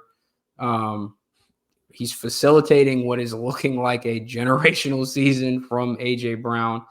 Their offense, despite losing their offensive coordinator, hasn't looked the most fluid, but the playmakers are there. They make the plays when they need to, and they can still pour on teams, and it's only getting better like as the season goes on. And they still have their moments where like this does not look as good as it did last year, but like it's definitely much improved. Like I know we had the conversation early on about what they look like after like week 2, week 3, where it's like, yeah, they're 3-0, but that 3-0 is like looking shaky. They look better than they did then. And I'm expecting like as we get later into the year, they'll really start to gel and mesh and we'll see them be really comfortable and also probably have him, hopefully back a little bit healthier from whatever is, kind of nagging him with that knee injury. And, he starts to really, get a little bit more comfortable being dynamic in the open field again and kind of being the punishing tough runner that he is. So I have him as one of the 2 people for MVP. But I'm here to plant the flag for the CJ Stroud MVP case today. Talk to him. For all the same reasons that we listed him for runaway favorite for offensive rookie of the year. But really, like, stat wise is there. Like we just talked about, the touchdown interception ratio is crazy. He's second in passing yards. We just talked about the weapons that he has coming into the season. Nobody would have put in them, like, I don't even know if you'd have put them top 10, maybe not even top 16, like receiving cores across the league. Mm-hmm. And so coming in with that, their O-line still is not performing at a high level. Their running game has been pretty stale the entire season. Dameon Pierce has not really been able to ever get it going. Devin Singletary has looked a little bit better the last couple of weeks since Dameon Pierce has been out. But even still, I would not say that's something that they can really lean on. So much of that pressure is being put on CJ Stroud to make this offense go. And it's going, like, at a high rate. And we talked about it earlier. The poise, the decision making is at such a high level. He's not making those rookie mistakes that you would expect. He's not making the general mistakes that you would expect a lot of even veteran quarterbacks to make. He's got this team as of right now today, November 13th. They would be in the wild card game of the AFC playoffs. And they've got some marquee wins under their belt. Like you just said, they went in down through or tie game right with Cincinnati with a minute 30 left and went down and scored a game-winning field goal. And Cincinnati was one of the hottest, might have been the hottest team in the NFL. Like Joe Burrow has slungshot himself into MVP conversations because of his play. So for him to go toe-to-toe with Joe Burrow in that game, and it was a great back and forth game, like, that just shows the level of poise and production that he has and just the comfortability that he has. And what I think is fair to say is not the best of situations. It's not like he just walked into a tailor-made offense with this great O-line, or, he's got guys around him that are like, household names. Like, if you would have told somebody before the season that this is what the Texans team was doing with Nico Collins, Tank Dell, Noah Brown, and Dalton Schultz, they would be like, I don't believe you. And he's making it happen, bro. And it's hard to say that there are too many quarterbacks strictly right now this season playing better than him. And because of all of that, that's, again, placed on him, and he's producing, and he's got them above 500 and in a playoff spot. And let me pull up their upcoming schedule, actually, because I want to see what they've got coming up. Because they're not in the toughest division. Like, they've got Cardinals, Jags, Broncos, Jets. They got some winnable games. Titans, Damn. Browns, Titans again, and then they end the season with the Colts. This could end up being a very good regular season record for them. They mess around. It could, like, bro, this could maybe be 1 or 2 losses max rest of the season. Like, you could be looking at, what was that, 11 and 6? I mean, they would have to. Like, the Jags is tough. Jets defense is tough. Even the Cardinals with Kyler back is going to be a little bit difficult now. I'd say that, yeah, like you said, Jets defense. I don't know. Aaron Rodgers might be back. Never know. Yeah, bro, I stashed him in fantasy. If somebody dropped him, hey, I hope you never know. I hope he's back though. But I mean, I see what you mean though. They could string together some wins. Right, but look, forget the predictions aside, bro. Sitting right now 5-4 with what he's done this year, I think he has a very fair argument to be the MVP. Like, you could that just constructed the whole argument. Like, I'm not hearing that he is at least not worthy of being in the discussion. If you don't have him as your MVP, I'm not gonna be like, oh my gosh, what are we talking about here? Like you said, there's no clear-cut person for the award. But I think he has a very real and legitimate argument to be in that discussion and is worthy of winning the award because of that. Yeah, 100%. I just think the main thing with me is, one, like, the way he's playing as a rookie is like you said it before, like, he's playing and the decisions he's making is better than a lot of veterans that's been in the league for a minute. And the clutch factor, like the Bucks game with barely any time on the clock, going down and having a game-winning drive. Then against Joe Burrow, against, like you said, the hottest team in the league, like going down and getting a game winning drive to get a field goal, like bro, that takes like poise, it takes confidence, that takes just pure talent, and like you just got it, bro. Like there's not 10 quarterbacks I'd rather have than CJ Stroud. I can't name 10 quarterbacks I'd rather have right now. Right now, you could probably cut that down to like 5. There are, like Like, honestly, especially if you add in like the he is gonna get better part of it, like right, there's not man. It's just no, it's not a lot of quarterbacks I'd take over him. There's probably a right. handful I'd take over him right now. So absolutely, completely understand. We're like good pick. And I think people need to like start taking that pick more serious. So I think a lot of people say it like, well, yeah, he's playing great, like MVP. Like, no, like legitimately, Right. he's like actually in the conversation. Not like a haha, like no, he's legit in the conversation. So After the Bucks game, I think a lot of people were like, all right, we're like week 7, week 8 here. Like the touchdown to interception ratio is still crazy. The yards are like top of the league. They're winning games. Like, yeah, he can be in the conversation. After the Bengals game, like Vegas is aware. yeah, He's facts. bumped up to, I think he's 7th now in MVP odds. Too low. Only people in front of him is Joe Burrow, Josh Allen, Lamar Jackson, Tua, Jalen, and Mahomes. There's no reason for There's no reason for Joe Burrow to be ahead of him. There is a reason for Patrick Mahomes because he's Mahomes and their record is a lot better. But Burrow, don't they have the same record? They have the same record. Joe Burrow played like three good games because he was hurt to start the season. He just beat him. There's zero reason why Burrow should be ahead if it's not name value alone. Bro, I think he has I wouldn't put Mahomes' case above his. Only And reason like I that's say this not is that's he had a not better saying that record. right. That's not saying that Mahomes is like I'm not saying he's better than Mahomes. Not even close. I'm just Right. if we're talking strictly off of what they're putting in terms of an MVP case together, like Chiefs defense has been doing a lot of heavy lifting for that team this year. Mm-hmm. And like some of that could just be game plan. Like teams are just not trying to let, when we saw it, they're out here triple teaming Kelsey. They don't have a ton of other weapons on the outside. Like Mahomes needs someone to throw to. I'm not saying it's his fault, but like the That's MVP working for case him. just right. The MVP, right. And they're what, 7-2? Yeah. Fine. Like that's winning football. And I think Mahomes would agree. Like he wouldn't care. He would rather have the team success than the individual success of winning the MVP award. So talking about the individual case, I think Stroud has a better case than Mahomes right now. Yeah. So it's definitely a real case. One more person I did want to just mention slightly, is your guy, Dakota Prescott. Because Hey, listen, man, the say, numbers are there. say what you want about Dak. He's been playing great, especially these past couple weeks, bro. He's been playing insane. Let me pull up their schedule. But Beat up them bad teams, man. Let's go. but but the thing is though, let me pull up Dallas schedule. The thing is, even in games that they lost, besides the Niners game, like all right, put it this way, Yeah. like the Eagles game, No, I think he played he great. played great. I don't like.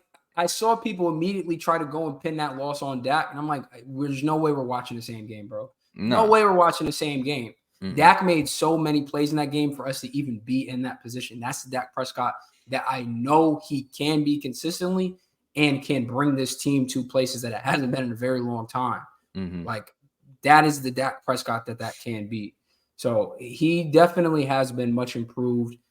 I still do not love the play calling, but like him being able to get off script, scramble, get outside the pocket, make plays, like that is when Dak Prescott has always been at his best. And he's been doing that a lot more the back half of this part of the season. So I think that, yeah, look, bro, the numbers are there. I've seen people start to be like, hey, like you said, there's no clear-cut favorite. We're just looking at who's putting up good numbers with a good record. You got to put Dak in the conversation. 6-3, and he's got the numbers. He's definitely in the comment. It's not like I get it, like the narrative, like they only beat bad teams, but like he's played well even in the games that they lost. Besides, I mean, the Cardinals game he didn't play great. Obviously, the Niners they didn't play great. And then the Eagles, like he played well in the Eagles game. You know what I mean? Yeah. So I just feel like you said, if we're going strictly off of numbers and record, you got to at least be in the convo. I'm not saying he's the favorite, but he got to be in the convo. Definitely. No, definitely has to be. That's going to do it for our midseason awards, though. We'll come back to those at the end of the season when they announce the picks. Or maybe we'll do an end season pick, and then we'll we'll get to compare every single stop along the way how close we were. Facts. But no, I think this is the first time in a while that MVP. I feel like at least by this point in the year, there's like a clear cut, not even necessarily just a front runner, but at least a race. But like There's again, like like a I just 2 or 3 people race at this point. Stroud being at 7, like all the guys in front of him, they have cases. Like, and there are people that are going like Mahomes still being the betting favorite says a lot. Like You know what the problem is? The problem is the fact that it's a quarterback award. Because if it was if we just took MVP and just like every position is for grabs, it'd be a lot more like clear cut of like CMC, right, Tyreek, it'd be so much different. But the fact that it's a quarterback award and no quarterback is running away with it is a different story. That's the right. only reason why. If someone would have like I think for even a guy like Tyreek to win it, he has to break the record. And even then, He still might not get it. a lot of people are gonna be Cooper like, Kupp. they're like, dang man, look at Tua. Like, you know what I'm saying? Like, look at his yards. Bro, but honestly, what sealed it for me, bro, if Cooper Kupp didn't win it, it's chalk. I'm sorry. If he didn't win it, Triple it's chalk. crown, that's not enough. That's not Right. MVP worthy. Yeah, it's chalk, bro. I'm sorry. And then performed in the playoffs, was the Super Bowl MVP. Like, I know that don't go into it, but like, come on, man. If he didn't win MVP, it's just chalk. Nobody's gonna do it. Yeah, it's interesting though. I'm interested to see how it's gonna play out because there's a lot of football still left to be played, but it's gonna be, bro. It's going to be tough if the Texans come out with a solid record and he don't bomb the back half of the season. We're gonna have those conversations. It's only ever been one rookie to win MVP. That was Jim Brown in like 1957 or something.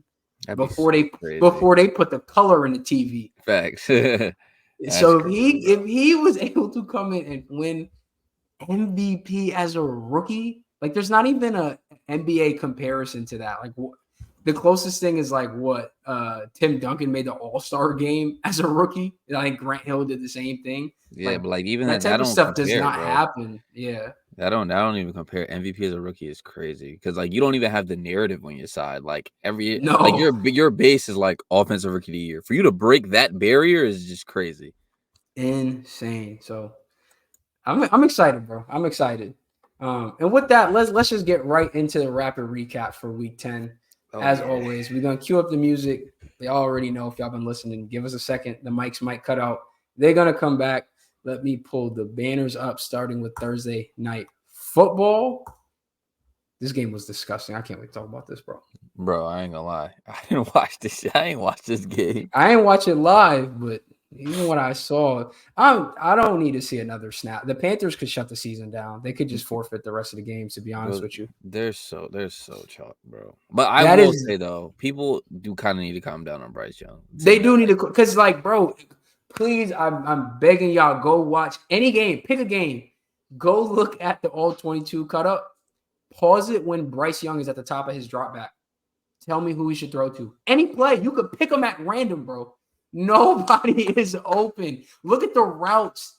They be running across the board. Hitch, hitch, hitch, hitch. Every single one is getting clamped. What is even that play? Like, this is not even, Ask Madden would give you something better, bro. Facts. Like, yeah. Chill out on Bryce, bro. That's a horrible situation. It's worse because CJ is doing what he's doing. We're talking about him being an MVP candidate, and Bryce Young is 1-7, and people are wondering if he's cut for the NFL, if he'll last this season because he's taking so many hits. It's like, bro, calm down, bro. People are like, I've seen takes like, yeah, he's done. He's a bust. Like, bro, you didn't even give him a chance. Like, give him like 3 years at least or something. He's not playing with a competent NFL roster right now. Just flat out. Not, at least not on the offensive side of the ball, bro. This stuff I've seen from that O-line, bro, that is like high school level. We're picking up a 3-tech 2-eye stunt. He going here, the 3-tech is loping around, and it's like it's not getting passed off properly. A-gap pressure nonstop. Bro, there was a play.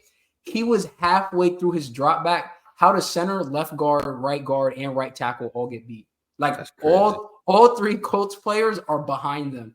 Bryce Young literally is taking like maybe 2 steps. What do you want him to do, bro? He's What do not you in want a him to position do? to succeed, bro.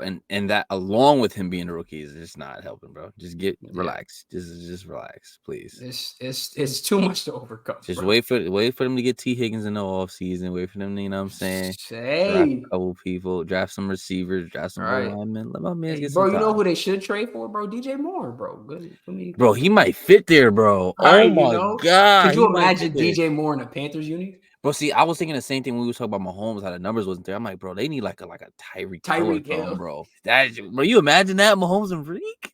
Do you know what's funny though? The amount of times I really be like, man, bro, this team needs weapons. Like, imagine if they really had some like speed on the outside. And I mean, I almost feel like it takes me a second to remember, like, bro, they used to have Tyreek Hill in this offense. Like, we really got to see the cheat code. Like, there For real. never will be a time when we wonder what that was like. Like, we got to see the cheat code.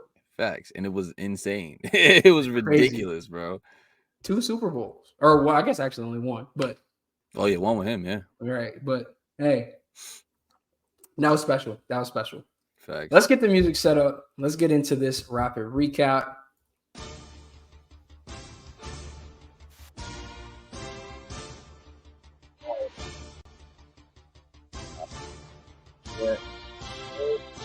Wait for it. We back? We back.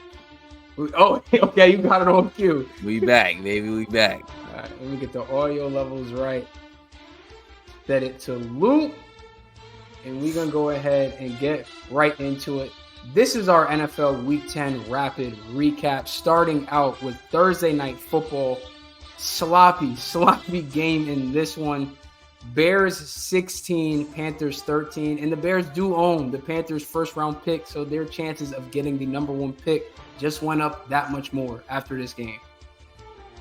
Did not watch this game. I saw it on the slate. I was like, yeah, babe, we can hang out. Yeah, I don't blame you. Not one bit. It is ugly. But hey, I will say though, I started Deonta Foreman. I got the little notey. Foreman scored a touchdown. I was like, we up. That's all I needed. I was good. If you're the Bears and you get the first overall pick, do you take a quarterback? I gotta see how Justin Fields ends the season. I think that's a fair answer. I would do the same thing. Because he hasn't even been playing for me. Because before he got hurt, though, he was like 300-yard games. He was playing very, very well. So he started running him again. I honestly, bro, could you imagine Justin Fields, DJ Moore, Marvin Harrison? Now we're talking. Now we're like, I'm with that. I want to see that. I'm with that. I ain't gonna lie. I'm interested to see that. Second game of the Germany series. Yeah. This is an ugly scoreline. Colts 10, Patriots 6. Mac Jones got benched late in this one for Bailey Zappi, who threw a flea flicker into triple coverage to end the game. So, yeah, just nasty offense all around in this one. Tank for Caleb. It's literally all that's like, Patriots, you're done. It's just tank. There's nothing more to say. Yeah, that offense is not it. Next one, we just spent a lot of time talking about it. Texans 30, Bengals 27. CJ Stroud leads a game-winning field goal drive on a day where we had 5 different game-winning, as the clock expired, field goals. This was one of the first ones of the day. We spent a lot of time talking about it. What else you got to say about this game? How do you feel about the Bengals? Like I said, they were one of the hottest teams in the NFL coming into this game. Still played great, but CJ Stroud having his MVP moments. Listen, we talked a lot about C.J. Stroud and the Texans, so I'll just kind of really talk about the Bengals. I feel like the Bengals, it was tough, bro. You didn't want to lose this game because you already started the season off bad. You're already playing catch up. The season ended today. You're not in the playoffs, and then you have the Ravens on Thursday night. So like, you probably wanted to win this one. You know what I mean? But hey, that just means next week is a must win because if you lose next week, you have no chance of winning the division. Nope. You are so far behind in the division. And I believe we still have the Browns once. I'm pretty sure the Steelers twice, which is always a dogfight. Oh, yeah, they haven't played y'all yet. Oh, my gosh. And we're going to get at least one. We're going to get one. So. Mike Tomlin ain't getting swept. Nah, we're going to get one. Mike T going to give us one. So, yeah, you really didn't want to lose this game. But that makes Thursday like a must win. And I'm pretty sure T. Higgins is not playing. So, no, he's not. Yeah. AFC North is a dogfight year in, year out, bro. It's crazy, bro. And somehow we just hear like We still in it. I don't know like, how, bro. Y'all have been outgained in yards of Steelers in like, was it 9 games this year? Every game. What I will say though, our running backs, man, Hoopin, Najee been looking good. Mm-hmm. He had a little burst to him. I was looking at when we was looking up the stats, he's like 6th or 7th in like 20 plus yard runs. He's been playing well. So talk to me about this game. Steelers 23, Packers 19. How we feeling? Like we just said, y'all sitting at 6-3, and y'all have been outgained, I think, in every single game this year, and it don't matter. Don't care. Who needs yards? We good. But listen, I will say is Najee, Jalen Warren, last year's Zeke and Pollard, bro, because they had a little nice little 1-2. Warren come in the game. He's like electric. He's like a whole nother beast, bro. But Najee's still been solid. Like ever since the bye week, Najee's been solid. He's been good. He's been getting in the end zone. So we just gotta lean on the run game a little bit. We got Deontay on the outside, Pickens for the, the deep balls. And then lean on the defense. It will be solid. So it was a good win. I enjoyed this one. Yep, Steelers getting it done. Mike T getting it done. You know he don't have losing seasons, and they are on their way to securing yet another year above 500 minimally. But it's looking like it might be more than that. Vikings are currently the hottest team now in the NFL. I think it's a 5-game win streak, right? Vikings like 27, Saints 19. Josh Dobbs comes in, gets his second win now, and has been a Viking for 10 days? 2 wins under his belt, beats the Saints 27-19. Anything else, big takeaways from this game? I know we talked about it a little bit earlier. Man, you can't sleep on the Vikings, man. Josh Dobbs has been solid. They can get Justin Jefferson back a little bit sooner. Because before it looked like, bro, you might as well just let him just get healthy for next season. But like, now you might have some hope. Like, obviously, they could potentially. Hey, they only 2 games behind the Lions in the division. You never know. Yeah, I think they still got to play him at least one time, right? Yeah, at least one. I know at least one for sure. So I mean, you're alive. Josh Dobbs is playing well. So I'm rooting for the Vikings. You know what I mean? I'm rooting for him. Just realized I spelled Titans wrong. Let me fix that real quick. Buccaneers 20, Titans 6. I did not catch a ton of this one, but I know Mike Evans did have himself a solid day. And look, bro, this NFC South division is so sloppy year in, year out. Ever since Brady left, bro. Brady and Breeze, there's been no consistency in this. This is just a whole bunch of mid in this division. That's all it is just mid. And that's what this game was just mid. Like, you got Will Levis is just being a rookie. Like, I ain't gonna fault him for that. Right. The Bucks is just, it's just all right. Everybody's just all right. Rashad White looked good. Mike Evans looked good besides the drop touchdown. Other than that, it was all right. 49ers put a whooping on the Jaguars, 34-3. Kittle had a big day in this one. I think he had over 100 yards on like 3 or 4 catches, something crazy like that. Yeah, one big one. Yeah, one big one on a B guy man-to-man and just walked it into the end zone. But yeah, no CMC touchdown in this one, and clearly they did not need it. 31-point win over the Jaguars, who, I got to say it, Trevor Lawrence, it ain't been looking what I thought it was going to look like with these weapons, bro. Yeah, I mean, I'm very disappointed in the Jaguars offense, man. I thought the Jaguars were going to take that step. Like, offensively, you added an elite receiver, Calvin Ridley. Look, week 1, it looked like it, but it just has not clicked, bro. Like, I don't even know. Like, they have, like, everything has been solid. He's a good elite. Not elite, sorry, I didn't mean to say that. He's an athletic tight end. He's a good weapon. Christian Kirk is a really good slot receiver. Like, he's borderline great slot receiver. Calvin Ridley on the outside should be good.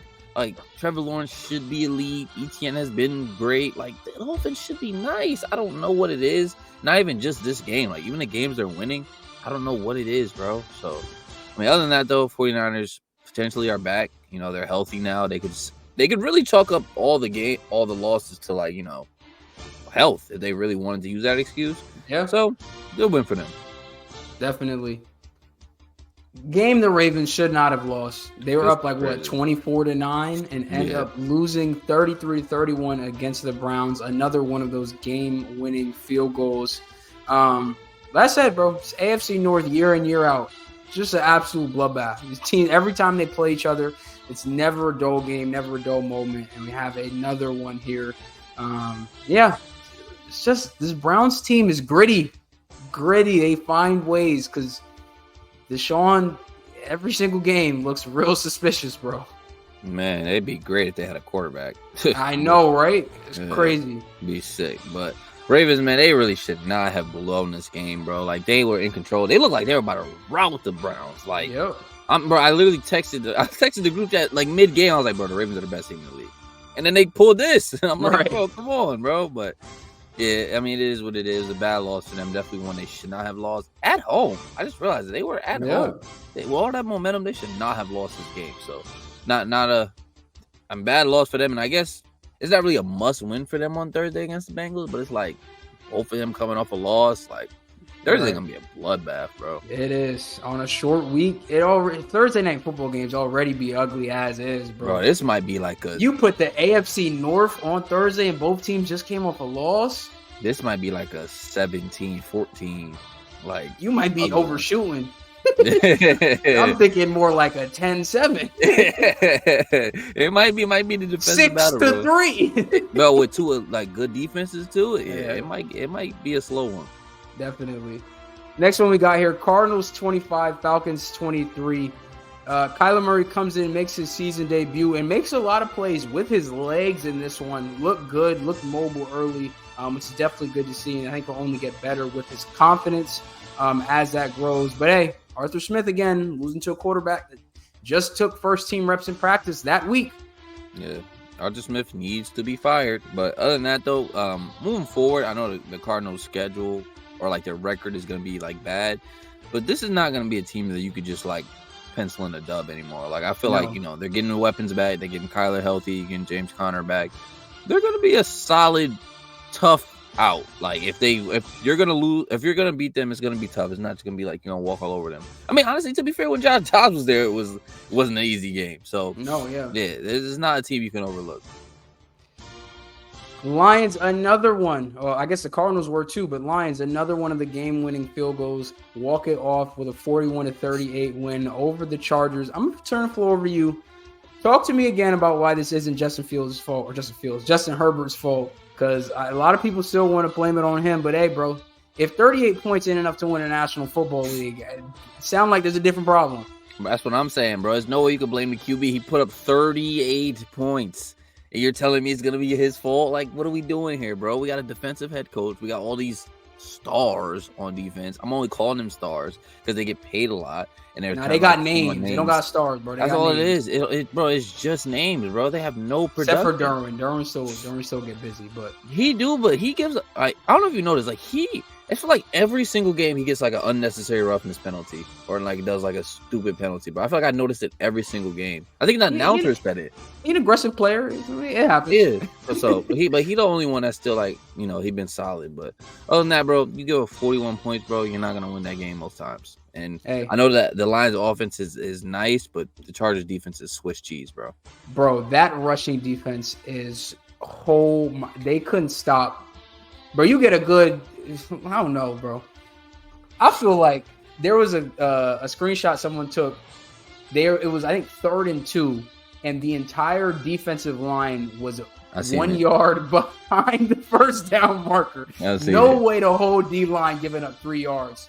No way. What are you supposed to do with that? I could get the first down, bro. You tell me I just run behind any lineman, and I'm guaranteed the first down, bro. Put it this way. It was 4th and 5. 4th and 5. They ran inside zone. That's disrespectful. That's like, bro, we're just bigger and better than you, bro. We're just gonna bully you, and we're like ran it with confidence and easily picked it up. That's why I love Dan Campbell. We're running the ball on 4th and 5. That is smash mouth football, bro. We don't care. We here to just get busy. You dig? Like, yeah. And now that they got Gibbs like actually in the offense, that little 1-2 running back combo. Monty took the 75-yarder to the crib. You see, he hit him with he looked good. I'm not gonna lie, he looked good on the run too. But they got a nice little 1-2 combo. We got Amon-Ra doing Amon-Ra things on the outside. Lions is a really good team, man. Really good. Yeah. Cowboys do it to them Giants again. 49-17. I'm not even gonna hold you. As a Cowboys fan, I ain't even turn this one on, bro. I knew what it was. I don't need to see it. It was NBA on yesterday. There's a lot of other stuff I was watching. I didn't need to see Tommy DeVito get, dominated by this D-line, which is what happened. I don't even know what to say about the Giants season. Like, they also feel almost like the Panthers. Like, y'all could pack it in. Like, just chalk the season. If y'all could forfeit the games, like, why even risk getting people hurt? Like, get Saquon out of there. That's what I say. Get him out of there, bro. Please. But other than that, bro, y'all some bullies. Y'all gonna bully on the Giants. And we knew that was gonna happen. But y'all look good though. that look good. CD. I would say I love watching CD Lamb play, bro. He's different, bro. CD he's is been different. going crazy. Y'all get Tony Pollard the ball? Like him on how, bro? CD, Brandon Cooks, Gallup, Ferguson. CD had a rushing touchdown. Rico Dowdle. Can Pollard get one? He can't. You telling me Pollard can't get one? Dak had not. one. It hurt me. I'm a losing fantasy because of that, bro. Like, bro, I can't. Like, it's no way you telling me every single offensive weapon scores. I'm surprised Martavius Bryant ain't score. I was like, bro, that's a crazy signing too, bro. That was a wild signing. I had to triple check the name. I was like, not that Martavis, like Big Ben Martavis, like Triple B Martavis Bryant. Like, bro is playing when he had AB. Facts. So, but nah, that's my problem with it. McCarthy, you could get Tony Pollard one, bro. Come on. He could. The last game, which did have a game-winning field goal, is the Seattle versus Washington game. Seahawks win this one 29-26. Offense definitely looked better in this one. Geno, I think, looked better in this one. Especially anything was better than what him and Kenneth Walker put up last week. So run game was a lot better. Passing game was a lot better. Sam Howell, who you mentioned earlier, is the passing leader in the NFL. He's still slinging it. Had a couple of big throws in this one, but just left too much time there for Geno at the end. Yeah, it was a tough one, man. Tough one. I really ain't got much to say. Like I said, they look better. Commanders, I feel like they're always in these like super close games for some reason, but they never like really pull them out. So I'm interested to see what the Commanders would look like if they had a real O-line that could actually protect Howell, because I think he's solid. So other than that, it was a cool game to watch. I agree. And the last one, Sunday Night Football. Antonio Pierce is 2-0 as an interim head coach for the Las Vegas Raiders. Devontae Adams is hype on the field. It feels like the energy is back in the building. It feels like they're playing that commentators couldn't stop talking about. It feels like they're playing Raider football, smash mouth football. Josh Jacobs is looking like the Josh Jacobs we saw towards the end of last season. Mm-hmm. Hey, and look, as much as they tried to give Zach Wilson opportunities to win this game, he couldn't get it done. And Robert Saleh came out and said that they are still sticking with Zach Wilson moving forward. What are your takeaways from this one? My takeaway is I'm starting to think the Jets are poorly coached. I'm not saying Robert Saleh is a bad coach. No, my thing is, though, because, all right, when you watch the game, it's not even all on Zach. Like, they will have some good plays, like good this, do this, good drive, sustain the drive, dumb penalty. Stupid penalty. I see what you mean. Stupid mistake. Like, bro, it happens when you watch a Jets game, it happens every single good drive. They are bound to have a dumb penalty on the same drive. The touchdown that Brees had, call back. Might lose a fantasy because of it. But besides that, call back because of a holding. Like, they have Garrett Wilson on the end around, got it, like, sustaining the drive, got a first down. Holding, now it's 2nd and 20, or like 1st and 20. Now you're behind the sticks. Like, I don't know, man. They need to be more disciplined. But at the end of the day, bro, with Zach Wilson, kind of ain't doing much, even though he's playing a little bit better. But at the end of the day, he's going to Wilson at the end. For that last drive where he threw the pick, he was looking so good, and then I'm saying he have his flashes, and then he'll do a Zach Wilson. He just stared it down like, oh my gosh, bro. He was there with the sidearms throwing on motion. I was like, oh shoot, it looked like his pro day. Yeah, fact. But I will say though, he's I see the progression though. Like he's definitely better than last year. He's better than his rookie year. It's just still not good. His last year was so bad. Like, I would hope so. Yeah. I would hope he's at least a little bit better. I've officially walked back my they should keep Zach Wilson. Like, no, stop, bro. Please find someone to just until superhuman apparent Aaron Rodgers, who got, I don't know, vibranium put in his Achilles to be ready to come back, is able to play. Bro, can you imagine if they traded for Josh Dobbs? I can't. The music cutting out there was crazy. Like, but it's like, bro, could you imagine? Bro, no, they would be This so team is, they're good. going to be losing games. 16 points is enough to lose. Bro, We can't put up more than 16. I know that defense be pissed, but they'd be after games like, bro, come on, not this again. The way that I'm talking front to back, like D-line, linebackers, secondary, the way I'm watching backers scrape over, come downhill, fill gaps and run holes, like the amount of times they really are meeting Josh Jacobs in the hole, making it hard for him. Credit to him, he's a tough runner, like getting yards after contact, but bro, every single hole you are seeing Quincy Williams or CJ Mosley, you're gonna have to bang in the gap. Like, it's not enough. It's not enough. Yeah, I'd be tight. I'd be real tight if I was one of the defensive players. 100%. Any Monday Night Football predictions? That game's gonna kick off here in like an hour. Denver, Buffalo in Buffalo. Nah. Prediction wise, in Buffalo gotta win this, right? Like if the Bills lose this game, bro, it is sound the alarms. Because it might already be sounding the alarms, but it would be like, bro, you can't put it look at all the teams that they've lost to. They lost to. We just spent the last 5 minutes talking about this Zach Wilson Jets team. That's who they lost the first game of the season to. They lost to the Jaguars. Even the games they won. The Patriots. Bro, they beat the Giants by 5 points. It's 14-9. Like, what are we talking about here? Like the Bucks had a chance to win at the end of the game. Like they're not convincing. Right. So yeah, no, I think they're gonna win because they're not in no position to lose, bro. Like, not at all. Like I said, they're another team like the Bengals. If the season ends today, they're not in the playoffs. I think at worst, this will be a surprisingly close game because I think, like I said, the Broncos sneakily, I really do feel like in that locker room, they feel like they're getting a little momentum. And it's like, bro, what do you have to lose, bro? Like, people were chalking your season after week 2 because you gave up 70 points. That is crazy. But yeah, you're telling me a win tonight and you could be a half game back for second place in the division and low-key be in the thick of the AFC playoff picture. I'll put it this way though. The reason why I don't think the Bills are gonna lose. No, don't get me wrong. I said the same thing about the Bengals, but their schedule moving forward after this Broncos game: Jets, Eagles, Chiefs, Cowboys, Chargers, Patriots, then Dolphins. They cannot lose this game.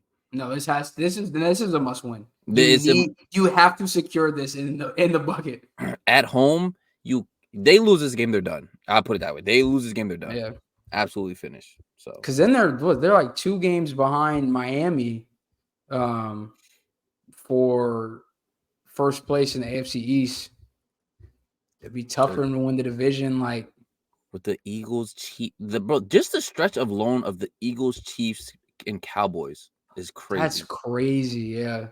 That's tough. And then don't get me wrong, the Jets suck, but bro, that's Josh Allen's kryptonite. Like, he sucks against the Jets. So, and those are road in Philly, in Kansas City. Wow, yeah, no, bro, that's tough. Yes, yeah, they gotta win it. They have to win tonight. They have no choice. That's why. As much as I do like to clown the Cowboys for going out and they beat up on the bad teams, that's why you need to do that. Because was it the Bulls that did it the year they made the playoffs? They didn't have a win over a team. They had only a handful of wins over teams that were above 500 and made the playoffs. If all you do is beat the teams you're supposed to beat, that goes a long way to getting you into the postseason, regardless of sport. And one thing you could say that is good about the Cowboys, as much same thing you said, they beat up on them, but they end the games quick though, because fourth quarter they don't have to play. That's just really good as far as the rest and stuff. So right. That's really good that they do that. The Bills, on the other hand, they just love doing stuff the hard way for some reason. I would say that's a must win. That is a must win game for them. Mm-hmm. Oof, that's tough, bro. You think Russ gonna pull it out? You riding with your guy? He need to. Are we gonna like when we gonna get Jerry Judy like active, bro? It's too much talent. Cortland Sutton, the one over there, bro. He said Jerry Judy ain't not no offense. Cat, bro. I'm not believing it. Traded. What happened to all that? He was supposed to be like somewhere else. He should, bro. Jerry Judy. He should have been on the Panthers. He'd have created some separation. Nah, Steve Smith wouldn't have allowed that. Oh yeah, no. Steve Smith would have put in a call. Nah, you better take that bro. back. No. He would have got number 89 too. Just to be what petty. He called him? He said he a jag, just a guy. That's crazy. But yeah, bro, he's too talented, bro, to only have 27 catches on the year, bro. I'm not hearing it. No, he's better than that. When he gets moved, y'all are gonna see. I'm holding on to this Jerry Judy stock forever, not letting it go. At some point, you are what you are, man. That's what I'm saying. There's certain guys not here. There's certain guys I hope vote for. That's just like, at some point you are what you are. Hey, they was trying to do that to Cam Reddish, bro. Now look, back-to-back games. You trying to put consistency together. He better. Oh, that's all I know. He better keep this up because he should have. It should have been another game. He should have hit that shot against the who we lose to. No, he missed the Heat. Yeah, man. Let me ask you this because we didn't get to talk about it.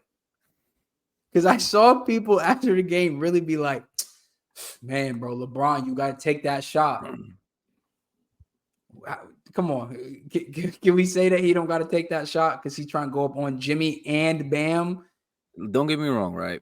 This is what I'm gonna say, and I'm always the side of like I've been on the like it was a right play. Like I watched in the finals in the bubble where he hit Danny Green literally wide open at the top of the key. Like you cannot ask for a better shot from a quote unquote elite like 3-point shooter.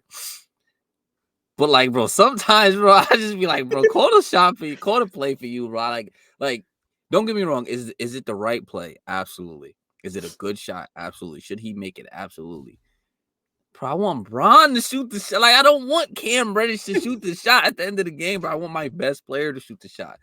So, like, I see both sides of it. The play specifically, I'm not asking him to go up on Bam and Jimmy. Like, that's just dumb.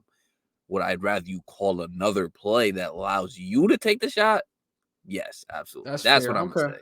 Because, like, bro, I'm a Kobe fan. Kobe gonna shoot it regardless. He gonna listen. He don't care if it's Bam, AD, Joel, Mutombo. It could be anybody in there. He gonna go up and he gonna shoot the shot. He probably gonna get blocked, but we gonna get blocked with dignity though. That's all I know. We're gonna get blocked with pride. That's fair. As long as you stand on something, because people was really being like, "Nah, he should have took that over Bam." I'm like, "No, that's crazy. Bam would have sent that." What? Like y'all would have went crazy for him if you'd have done that. That's a terrible shot. Look at Cam Reddish wide open in the corner. Like, right. Yeah, the way the script would have flipped. Come on now. I know y'all. That's too funny because that's exactly y'all what it would have been. Not slick. Y'all would have paused it right there on lead pass and been like, "Is Cam not wide? Look, this y'all goal. This the best passing big of all, best passing forward of all time. This great offseason, all these additions. Cam Reddish was one of them. He wide open. What you mean? That's so funny. That's exactly what would have happened, which is too damned if you do, damned if you don't. Yeah, that's why I'm not like I know I jokingly say I'm not genuinely mad that he passed to Cam Reddish. But sometimes it is nice for like, all right, cool. You draw up the play, you take the shot. Anthony Edwards, he taking the shot. He is, bro. Move. Out the way, bro. Taking this shot, and I like that sometimes, bro. That's just the Kobe fan in me, though. I like seeing stuff like that. No, I agree. I think, bro, you need guys like that on your team. Like, what? I can't think of a championship team that don't have somebody that really can, like, if I need to, like, bro, get out the way. I'm giving buckets now. You have to have that. You don't win without them type of guys. Even it don't even always have to be your best player too. Like you just have like a closer. Right. Like it wasn't when the Bucks won. It was Chris Middleton. It was Middleton. Yeah, exactly. But you have to have a guy down the stretch who'd be like, if I need to get a bucket, you can give me that bucket. I can give it to you. mid-range, wing, top of the key, whatever, and like you can find the bucket, however it has to happen. That's why the freaking Nuggets was pissing me off because they had 2 of them. Jokic was Right? one of them, and Jamal was one of them. I'm like, bro, this is annoying. Like, I'm Yeah. sick of this, bro. They all if not one or if not both, one of them was gonna hit one of them crazy shots that had me like, bro, this is what we do, bro. We're just clutch. It's what Yep. we do. So it is annoying sometimes, but it is what it is. Cam gotta make the shot. But to be fair though, because Bron said it again, like he did make the play. Why am I forgetting who he keep playing? But Cam did hit a. Oh, the Suns game. He No, the the other other one game, where yeah. Cam he hit like Phoenix, a yeah. big 3. So like, you know what I mean? It wasn't a game winner buzzer, but still he hit. That was a big shot. And he was open, he cashed it. So regular season though, it don't matter as much because you kind of want to give your guys confidence, like going later into the season and like especially in the playoffs. You kind of want to give them that confidence. So I ain't mad at it. I know we did touch on this, like obviously in the beginning, like kind of going around through some of the teams, but real quick before we wrap up the episode, bro. Also, what's going on in Golden State, bro? What happened to Andrew Wiggins? I don't know. I don't even What know. is going on there, bro? It like I've tried to like go back and watch stuff, like it just don't. That's I don't I look, would have to watch it again. I gotta do like a deep, like actually watch the games because like I'll be bro. looking at the stats at the end. I'll be like, damn, He's look at this shit shooting work. 15% from 3 this year. Yeah, I don't know. Maybe it's just like I don't. It's so hard though because like starts of the season it be so tough, bro. Because people get on. It really just takes a few like really bad games for like your numbers to look ridiculous. You know what I Yeah. mean? So they even out sometimes. Don't get me wrong, 15 is crazy, But but this is a good, like, bro. They've played 11 games. Like, I think they played the most it's a games out of any team so far. Like, that's a good. When you think about it, that's what 1/8 of the season, it's give a or good take little chunk. more. Like, Don't get me wrong, it's a good little chunk. I mean, I don't know, man. It's be tough. I like I said, I think I just have to watch it more closely, like actually pay attention to Wiggins and see what's going on. because So, it's looking like all over again. Like, here goes Steph putting up crazy numbers on crazy efficiency and zero help. Like, wasn't there like even this? the Go ahead. I was gonna say, even the guys that like you were expecting to come in and like have the help from, like I thought we could expect, like good performances out of Wiggins. Like we know what we're getting from Looney, we know we're gonna get from Draymond. Like, and Chris Paul honestly has fit in and played better, like running that second unit than I thought he would. Like it just, bro, like no one is helping him out on the offensive side at times. It feels like. Is this stat true or was it some Twitter stat when they was like, bro, no one scored over 20 but Steph? Is that like true? Like in any game this year, I don't think that's true, but I was like, I that think was they were crazy. talking about the last game that they played against Minnesota. Steph had, let me pull up the box score. Steph had 38. The next highest scorer was Clay, who had 16. He went 5 for 16 from the field. And then Dario Saric had 11. Bro, because I've Kuminga seen, had 10 on 2 for 11. Like, bro, it was bad. bro, because I've seen it was like it was like the Warriors' highest scorers, and it was like obviously it was all Steph, but it was like no one else was even close any game. I look this game, no one over 20 but Steph. No Kings way. That would Kings be game, crazy. no one. Well, Steph with 41, no one over 20. Rockets, no one over 20 but Steph. It might be legit. Hold on, Steph with 42. No one No, over I'm going the 15. other direction. I haven't seen it either. Nah, I no one just got over to 20, the but I'm at the nah. Nuggets game. I'm at the Warriors. I'm not the Warriors. The Thunder game. Oh, No Dario Sarge way. is with 20. He had Oh, 20. okay. But That's the only one. that's the one though. Y'all would say that's the one though. Let me see. That's still Cavs. in Nah. 11 games, only one person has put up over 20, and it was against the Pistons, you said? Yeah. It was the Dario I Saric. didn't even realize Oh that. no. No way. Who was it against? It was the Thunder. I think it was the Thunder game. Oh, okay. And they had scored 141 points. So like it took it took a lot. So And that was the game, bro. Low key, Draymond Green goaltended that layup. Or not goaltended, offensive interference. Like I respect, like I think it kind of would have been crazy to call it because honestly the rule is stupid. Like he didn't interfere. Like that was going I know in what you whether he mean. touched it Yeah. or not. But like, Mhm. bro, by the book, he touched the rim while the ball was over the rim. That's offensive interference. That layup should not have counted. Crazy. It's But so yeah, crazy. that's bad, bro. So Steph is really out here carrying offensively, like scoring wise, because That's crazy. no one else is giving you anything. Yeah, everything like the Kaminga minutes do not look as good as they did in the preseason. And I don't even want to necessarily fault him because, again, it feels like Steve Kerr using him as a corner player. Like, bro, just park it in the corner. We'll kick it to you. You shoot it. Obviously, he hasn't been shooting great, but like, that's not his strength. He could do so much more for you than that. And like, he excels being in the open, like in the open floor, being able to play with pace. And like, you're just like putting him in park in the corner. At So some point, bro, we gotta start talking about Steve Kerr. I was just about to say, bro, I think it's like this Steve Kerr conversation needs to happen pretty soon because this with that It's with no way, dudes. Bro, you cannot be a fraud with 4 rings, right?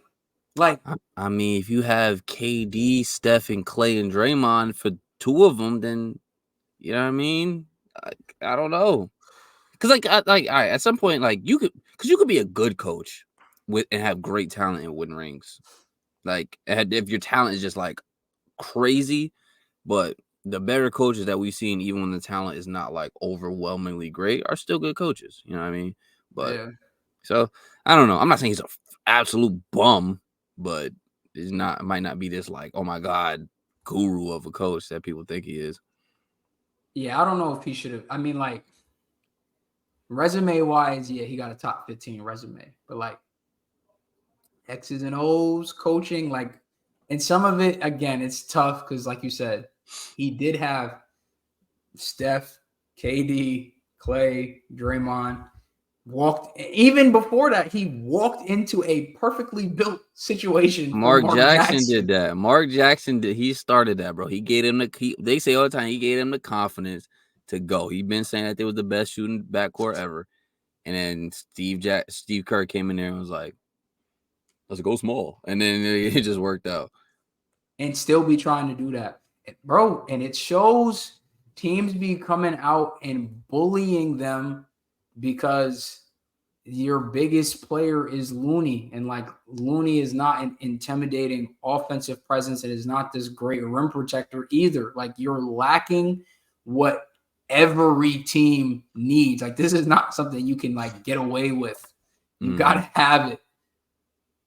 Tough, man. It's tough. That's really crazy. I cannot believe that's a real stat though. I seen it and I was like, bro, this gotta be like Twitter. Like, I don't know. This Oh can't be my real. gosh. And they play the Timberwolves on the 14th tomorrow. They better get cracked. I'm watching. Yo, That's gonna be oof. that's Bro, gonna be a crazy game. There's some good games though. I can't miss a Timberwolves game right at this point right now. Like they Bro, are, it is so and I think, bro, and they're playing the Suns the next day, right? And that's the day that Devin Booker is coming back. It's the first game of all 3 of them. The Timberwolves versus Suns, Devin, all 3 of them. That's gonna be I'll be locked into that one. That is must see TV, bro. I'm about to say because the games tonight is like they're mid. They're mad mid. It's like I don't really. New York and Boston is always fun to watch. You can't. It is, but it's like it's high. Like for as far as like a top tier match, because it's supposed to be like like right. Good, somewhat rivalry. It'd be alright. It'd be good to watch, but it'd be low-key are not super fun to watch. They've been a little bit better because of Julius Randle's picked it up a little bit, but especially early on, it was like, yo, this is tough basketball to watch, bro. It's not easy on the eyes. I'm telling you, bro. Certain teams, bro, I don't be like, I just can't like lock into certain teams, bro. I just can't do it. I tried to watch the Wizards Hornets in season tournament game. That sounds painful. I made it like 10 minutes, and I was like, it's so many other games on it. If this bro. was the only game I could do it, but I can't, bro. It's tough. Bro, I tell you now, I have not watched a second of the Grizzlies game.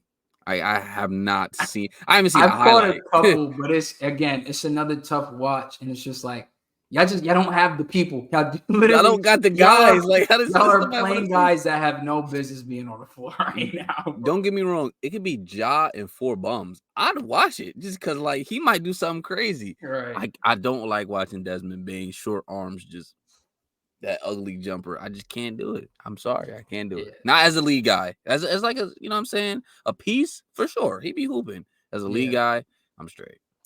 Even bro, I thought the Wizards low key would be a little bit more fun to watch, bro. Yeah, they not like they they not like a fun bad. Like, I thought this was gonna be like a fun No, Jordan Poole it's hooping just bad. It's just ugly. bad. It's It's just just bad. bad turnovers, bad shots, like not even bad, egregious shot selection. Yeah. Like you have no business shooting the ball right here, bro. Mm-hmm. It's not a good watch. Nah, That kind of hurts me because I really thought it was gonna be like, here we go, Jordan Poole about to average 28. Now Bro, that's what, he averaging like 16, bro. sick, bro. I thought that was gonna be the one team. Like, what's on? Wizards. Let's have some fun. Let's just watch a little bad basketball, but they might hoop. Nah, it's just bad basketball. They a next day team. I catch the condensed version. Not live, bro. I missed it. That's a hard commitment for 2 hours. That's crazy. You know what the funny part is though? It be like I know it because I see it a lot. There's diehard fans of these teams that watch all 82. No, I seen somebody. Oh my gosh, what team were they talking about? It was somebody. It might have been the Bulls or something. It was like a team like the Bulls or the Wizards, where it's like everybody know where their season is going. And it was under someone's replies in Twitter, and it was like, I mean, somebody was talking about how they can't watch them like night to night. And he was like, yeah, it's tough, bro. I have to watch all 82 with like pain emojis. And it's like, you're crazy, bro. I could not. It's no way. It's no way I'm going to be a fan of a bad team. It's like a Thursday night game against another bad team. And you're watching it every minute of it. Like, bro, when the Lakers was bad, don't get me wrong, I was watching some games because, like, I gotta check in on the Lakers. You told me I had to watch all 82. You told me I had to watch. It's different in basketball, bro. In the NFL, it's like you come I in can watch. once a Yeah. week. Mm-hmm. You could have it on Red Zone, whatever. They flipping around. You could flip on the Facts. channels, bro. To watch 82 games of a bad team. Because bad basketball hurts to watch. Don't get me wrong, bad football hurts to watch too, but bad basketball is like, bro, what are y'all doing, bro? Which would you say? What's worse to watch, bad football or bad basketball? Bad football for both teams because bad football is so slow. Like, it's so slower. Bad basketball could just be like a whole bunch of just, at least something happened. Like, you just running around. Bad football, like, bro, you remember the what was it, the Broncos Colts game last year? Matt Ryan versus Russell Wilson. Thursday night prime time. That had to be the worst thing I've ever watched in my life. I actually, and I watched every snap of that game. I watched it, bro, and I was like, bro, what am I doing? Like, this is horrible. This is. I'm pulling up the terrible. stats from that game because I do remember it was 12-9. Oh my gosh, bro. I remember this. This bro, is nasty, bro. Yo, if you combined Matt Ryan and Russell Wilson's QBR, bro, 34. It's crazy. Bro, bad football is like, bro, it pains my eyes to look at, bro. But bad basketball, it does the same, but at least it's running around. Like, somebody might do something. It might be some action. You know what I mean? Yeah. Some bum might start hooping. You never know. So. Bad football, I think, do piss me off more because sometimes it's like, as bad as y'all are, bro, y'all can't do the simple things. Like, bad basketball, whatever. People could be having an off shooting night. Like, it's just tough. Like, sometimes the shots don't fall. You could do everything right and it still don't go your way. Bro, y'all be block. Y'all can't block up basic protections. We can't run the football against any front. 5-man box. We still missing assignments. I'm looking at wide open touchdowns get missed. Dudes dropping picks. It's everything across the board is ugly, bro. And you know what makes it worse? Because I remember, and it happened a lot in that Colts game. Penalties, like Yes. every other snap is a penalty, and that means we're stopping the game for the ref to make the penalty. That at least bad basketball is like it's still like something's happening.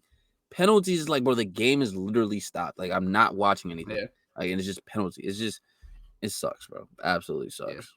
15 penalties for this is like 120 yards in this game. See, like, bro, that's crazy to me, bro. And that's what pissed me off about the Jets. They would have a good drive and then penalty. I'm like, God damn, that's so demoralizing. It stops the whole drive.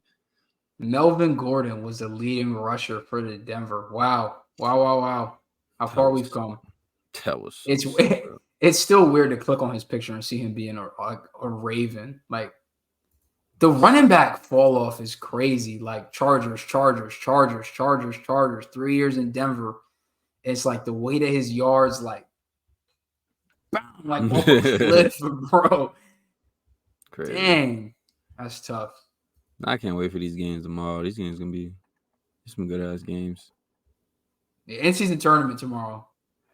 That's what it. Okay. I mean, one. I'm Yeah. like, damn, they got some good little. It makes sense. I look Yeah. at them ugly ass courts though. I'm trying to go to the Spurs one on Friday. I need to see that. I need to see the Wemby in person in regular season action. Who do they play Friday? Sacramento. And De'Aaron Fox is supposed to come back, I think, tomorrow. So hopefully he'll make the trip. Copy. Yeah.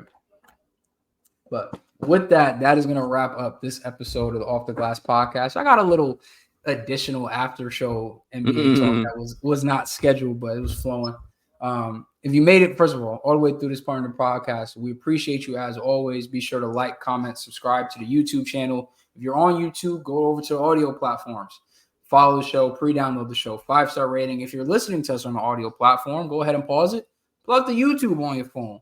Go like, comment, subscribe to the channel. Every single week, I check the podcast analytics, and the listens on Spotify, and Apple Podcasts have been going crazy. Like the last month, I think we got over 300 listens. So y'all have been going crazy. More and more people are tuning in. More and more people are finding it because y'all are listening. So we appreciate the support as always. Follow the socials down there at the bottom at Off the Glass Pod on Instagram and at Off the Glass Podcast on TikTok. As always, I'm Billy, that's Dame, and we out. Peace. Yes, sir.